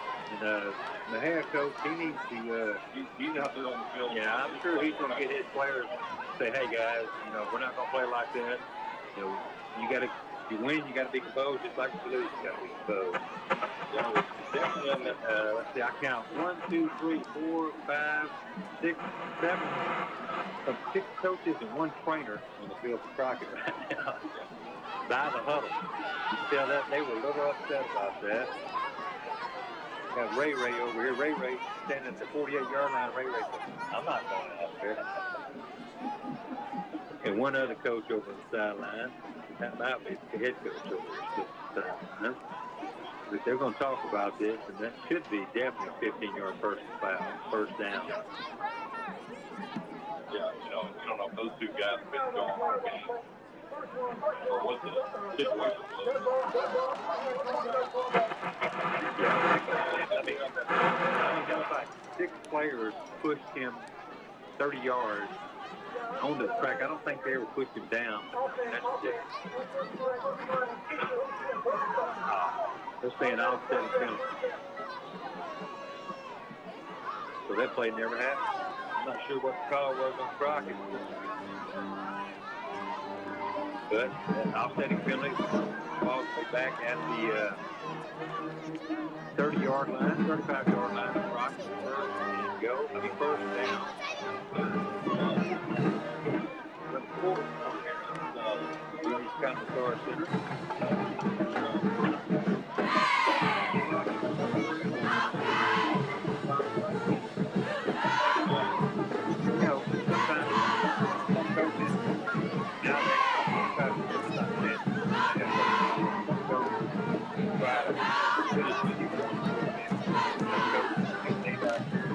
They get moved and turn them up.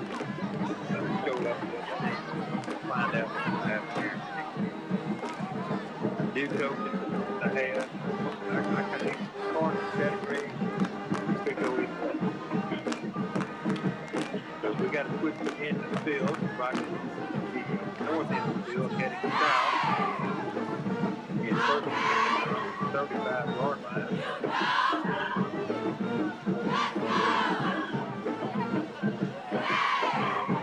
I'll tell you what, let's take a 1 minute break real quick. 1 minute break, we'll come back here and we'll about 30 seconds. A 30-second break. This is attorney Christopher Spruce at Piney Woods Law. I'm the personal injury lawyer you need if you've been injured in a car or truck wreck. Go to PineyWoodsLaw.com for a free case review. You need an experienced lawyer with a practice focused on personal injury. I represent hurt people. Auto accidents and wrongful death cases have always been my focus, and I've helped thousands. Wherever in Texas you're hurt, injury cases are what we do at Piney Woods Law. Go to PineyWoodsLaw.com or text me at 903-724-0055 or just stop by our office in Grapeland, Texas. You don't need a big town attorney to have a big time attorney. In the fourth quarter, 37-yard line. Takes them now to get 2 yards. I'm not sure how that happened. But first down and 10 and 37.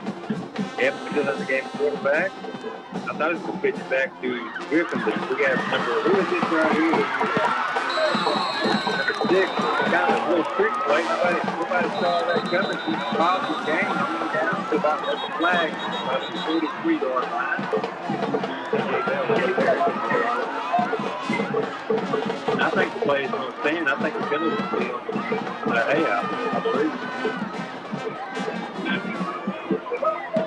Yeah, the hold. Coach Ford, the black shirt, talking to the head coach Crockett. The head's not moving forward, so I think he was going to wave it off and going to mark it off against my head. I do believe.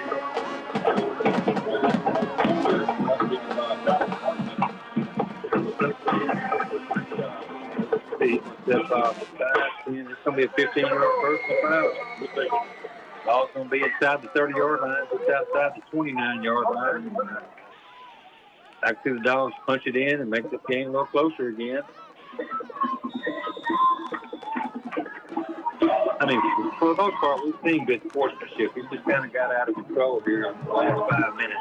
That's 2 or 3 personal fouls called. F's under center. Those play to one of the backs. Griffin goes to motion. He picks it Griffin. He's going to run up the middle, pick up positive yards down about the 30-yard line, or 25-yard line, gaining about 4. He's slow to get up. Kind of hit the ground, kind of awkward. If he comes down, he'll stay in the game. He's senior. I tell you, when you're a senior in high school, sometimes senior in high school football, sometimes it hits some players about the 8th game, sometimes players about the 2nd game. Hey, this is it. I'm not going to play college ball. This is it. I got to go all out.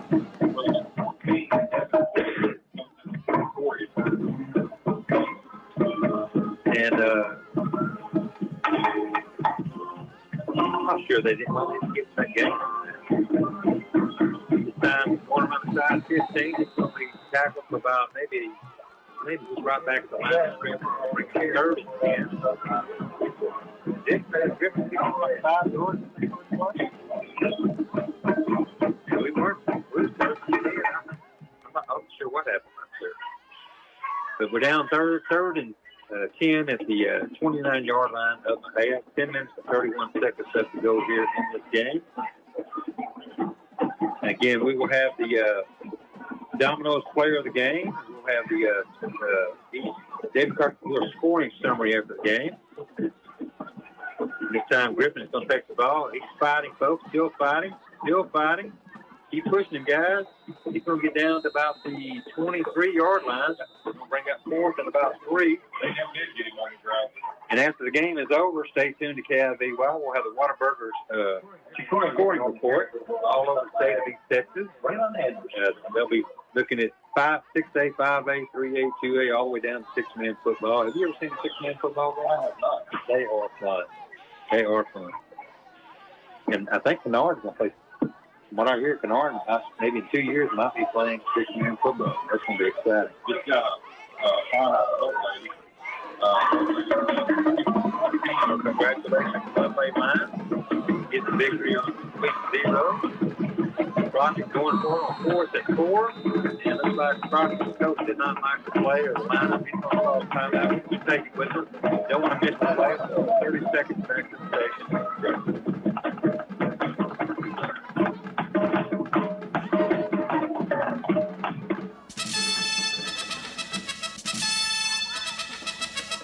The recipe for success of Los Ranchos Mexican Restaurant is its tasty chicken enchiladas, salsa and chips, and fajitas. Most guests recommend trying the ice cream.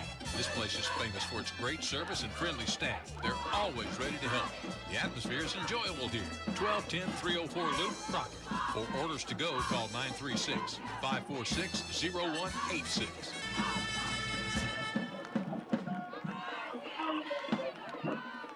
welcome back to Monte Driskell Stadium. You didn't shut the window and you can't see the scoreboard. Bulldogs trail 45-19, 9:22 left in the game here. The game's probably determined, Larry, but I'd just love to see the Bulldogs get a score on this drive and maybe one more score, get once up to 30.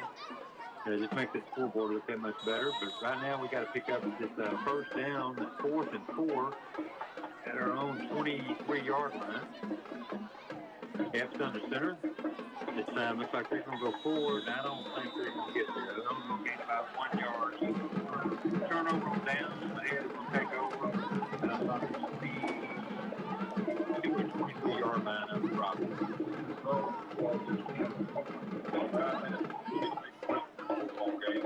There's a lot of learning opportunities for the Bulldogs in this game.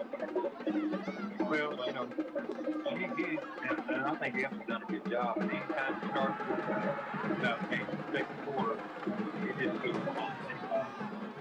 It makes it harder. You know, everybody, you know, quarterback and everybody, want him to do well. He gets hurt. It's hard not to kind of stick it down on the run. But again, I think tomorrow in college games, I think they're in USC facing, I think, San Jose. TCU Horned Frogs facing North Carolina over in Ireland. And on their helmet, the frog has a 4-leaf clover on their helmet. Pretty cool looking. I saw a picture of that today. First down for Mexia at the 22-yard line of Mexia. And they're letting the play clock tick down all the way down about 4 before they snap the ball. They're going to turn around and hand it off to Boyd. He's going to be tackled for about a 2-yard gain. That looks like the coach from Mexia to do right now.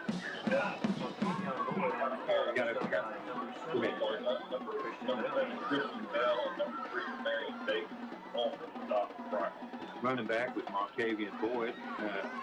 He's had a good game, but he hasn't been able to pass it half of it. He's been conservative bread and butter. Well, their quarterback, Darius Davis, he's played great. And he's just a junior, folks. He'll be back next year. So I got a feeling a lot of these teams in that district, they're going to see this score, and there might be a little surprise. Davis over center. He'll turn around and hand it back off to Boyd. He's going to run the left-hand side, pick up the first down. Somebody picks him up and kind of threw him down, but he's going to gain about 14, 15 yards. I'm not sure why the clock is stopped. So first down. Move the chain, reset the clock. Yeah, he winds it down. 8:23 in the county here in the fourth quarter. Again, next week, the Bulldogs will be on the road for the first road game down to Cold Spring, Trojan. And it's about the way I always do Riverside. Back and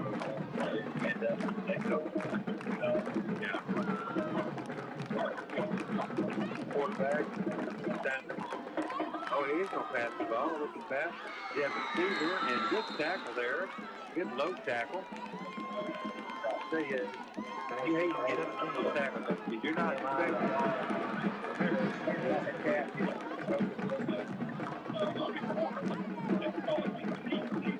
yeah.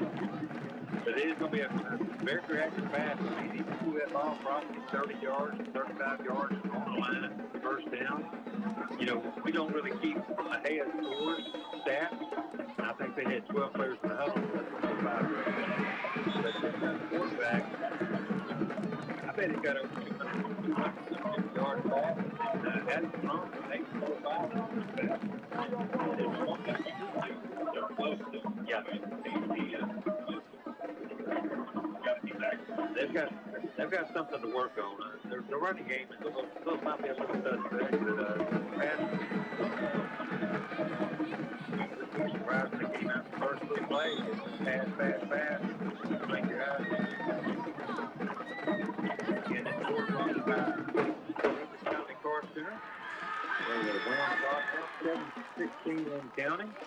Again, they're taking notes. They're not even breaking the huddle until about 10 seconds. And snap the ball with about 4 or 5 seconds. Davis back in the short shotgun. Hand it off. He's going to throw a pass down the flat. Can make that tackle. We missed it, but we do hit that tackle. He went backwards. This will be enough. Oh, wait, wow. That's a fake flag. Every official threw their flag. At the same time. Yeah, fake flag.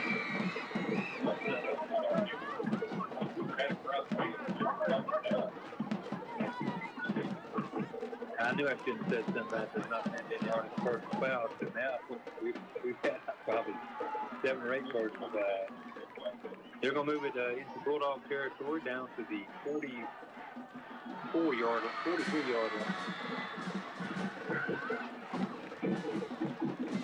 Score like it is right now, it's over. You can finish the game. Nobody get hurt. Nobody get ejected. And just learn from this. Carry on the second game on the road against Coach Spring.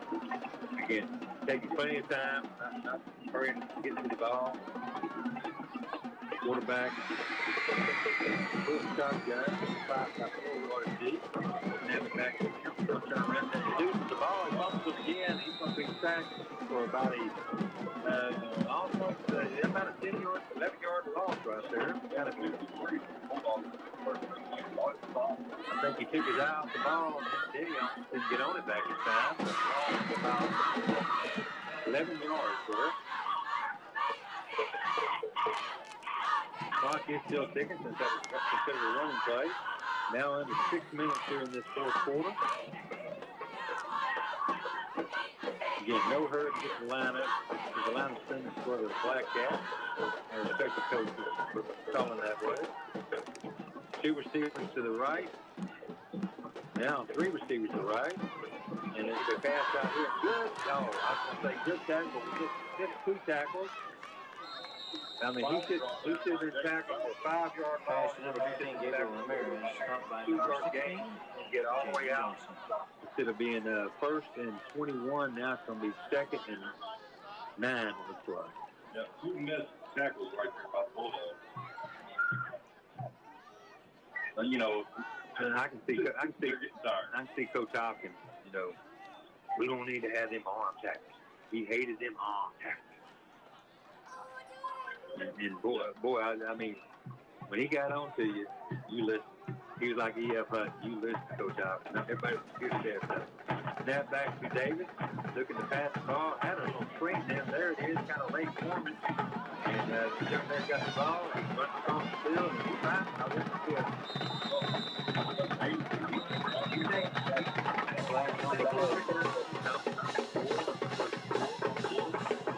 Nobody tackled. Or maybe he saw the penalty.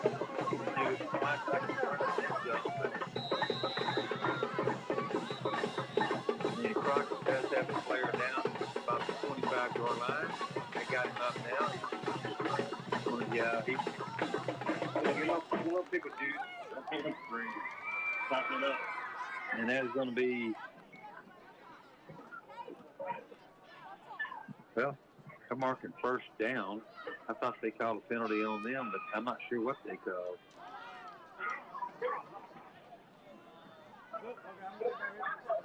I mean, he picked up the first down.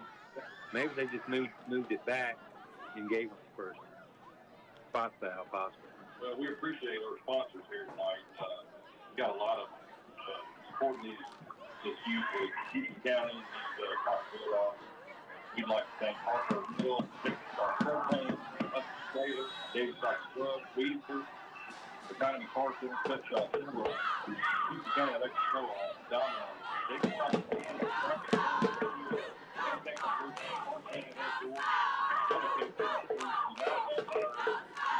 Ford, Aurora Concepts, David Crockett RV Park. I'm trying to get the Dogs to jump off sides since it's 3rd and 3, and then running back will go right up the middle. I don't think he carried the ball tonight, maybe once or twice, but I mean, good positive run. You got to probably call that number 40 a fullback, I would guess. Yeah.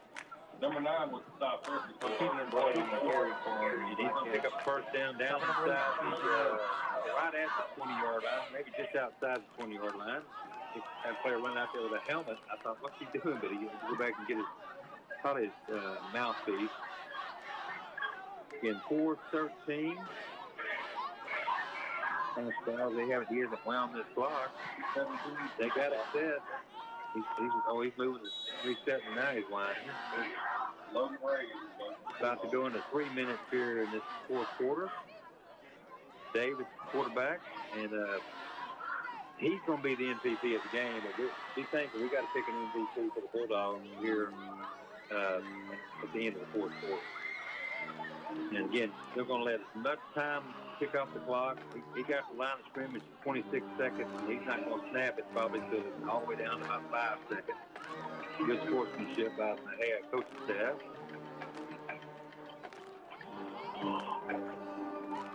He does snap it at 5 seconds, and another missed tackle by the Bulldogs. It's going to be finally knocked out of bounds at about the 16 yards on the carry for the gain of about 4.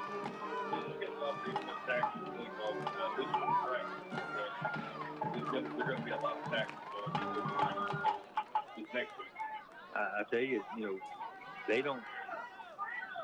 I was going to say that sometimes they don't let you practice tackling near as much. Back in the day, we had some practice where that's all we did. But the times have changed. We'll just leave it at that. Second and about 6. Clock still ticking. I thought he went out of bounds, but they said he was tackled inbounds. 2:49 and counting. Quarterback under center, and that's going to be a legal procedure on the offensive line. They're going to move it back 5 yards. That was off the clock. And again, gotten a little. I bet there were probably 6 penalties in the first half. We probably got close to 20 here in the second half. And that's to be expected sometimes. Big rain here at Crockett. We had about a 40-minute delay before we could even start to get the senior night out here on the field. Good job by the Crockett staff and getting kids off the field, getting fans out of the stands. And they always do a great job. Safety always comes first. All right, Davis, the shotgun has running back right beside him. One to the right, one to the left. They're going to turn around and hand it to 11. First time I've seen him carry the ball. He might end up getting a touchdown. He's going to go out the right-hand side. He's going to be knocked out right about the 1 or 2 yard line. Carry by number 11. Not a whole lot of pursuit on that side over there. He's moving pretty quick. They're going to mark him right down at the 1 yard line. And something Jason and I, we always talk about, when somebody scores over 50, it's called a 50 burger. Dogs are in jeopardy of giving up the 50 burger right here. 45 to 19. Right here, 2-minute timeout. Yeah, we got the 2-minute timeout. We're going to throw it back to the station for 1 minute. We'll come back here with last 2 minutes of this game here in the fourth quarter. Need more storage? Looking for a workshop, garage, carport, or RV cover? Visit Davy Crockett Garages and Buildings located at Davy Crockett RV Park on Highway 7 in Ratcliffe, your local General Shelters dealer.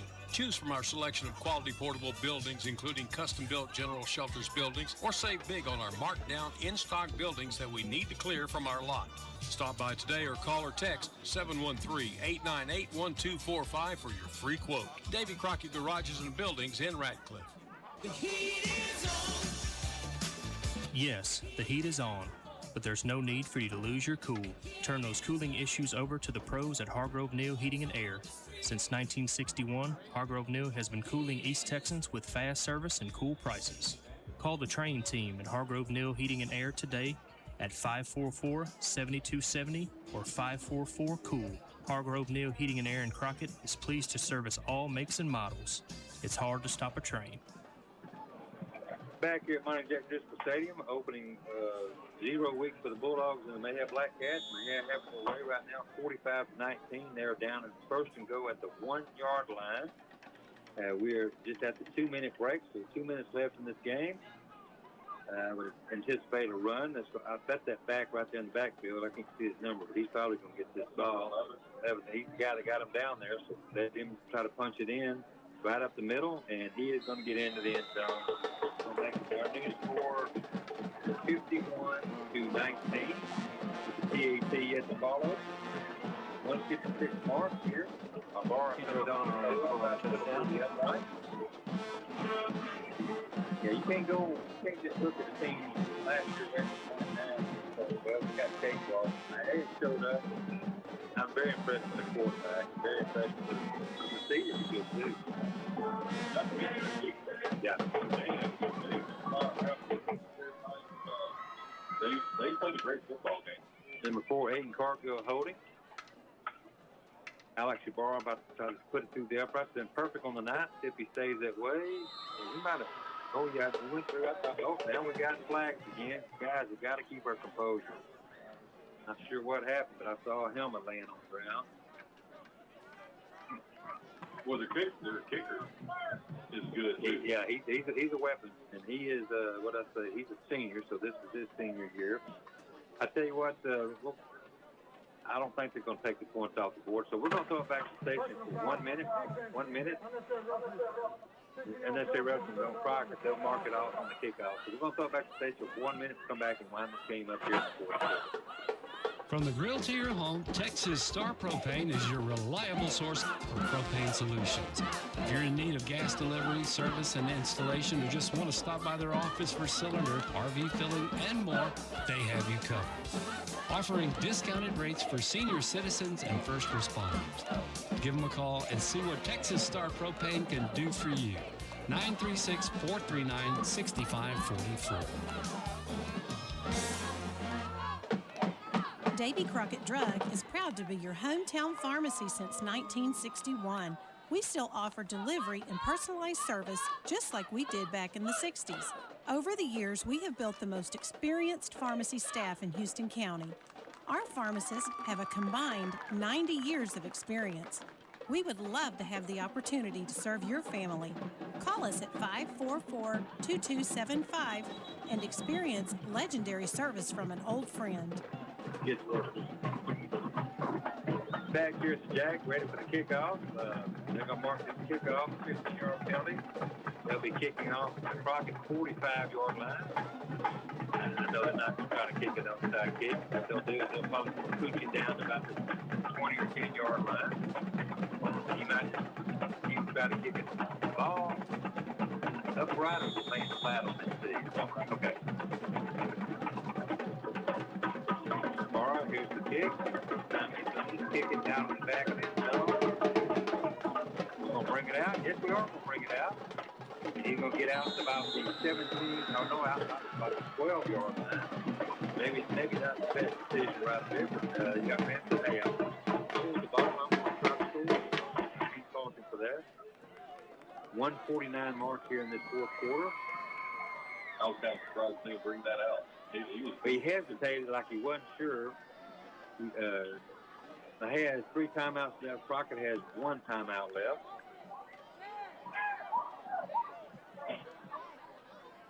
And there's probably going to be a few Bulldogs in the whirlpool tomorrow. I mean, we right now, a lot of our offensive linemen are really dragging getting out on the field. These guys, they're not used to playing 4 quarters. They're just used to practicing, and this is where your conditioning can show up. And when you're tired, that's when you make penalties. Well, this game that's just exactly where they're at in their conditioning. Exactly right. Epps under center. Again, super tight formation, but the same formation all night. This time, I'm not sure who's got the ball. I think Epps kept it. There, mate. He's going to be tackled for about a 1-yard loss. Back to the 11-yard line. And you got another player down. I believe it's another Crockett Bulldog. Got some medical attention getting out to him. Kind of laying on his side. Looks like one of the big offensive linemen. We don't see a number on him yet, but 1:40 mark here in the fourth quarter. Looks like number 55 is going to check in for him coming out on the field. Yeah, that's one of those cramps. That hamstring is tightening up. That hurts. Looks like Chad. Have you ever just really pulled it? Yeah. I was running first base one time, and it felt like that thing stretched about that far and just snapped. I couldn't walk for a week. I mean, I've pulled them before, but nothing like that. And good news, he's up and walking off on his umpire.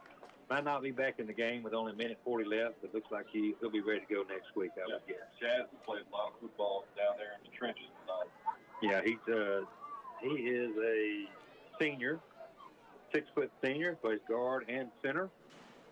I'm not sure if he was playing center at the time or guard at the time. He's playing center. This could be interesting. Now number 17 checking in the game. That's going to be Logan Ray.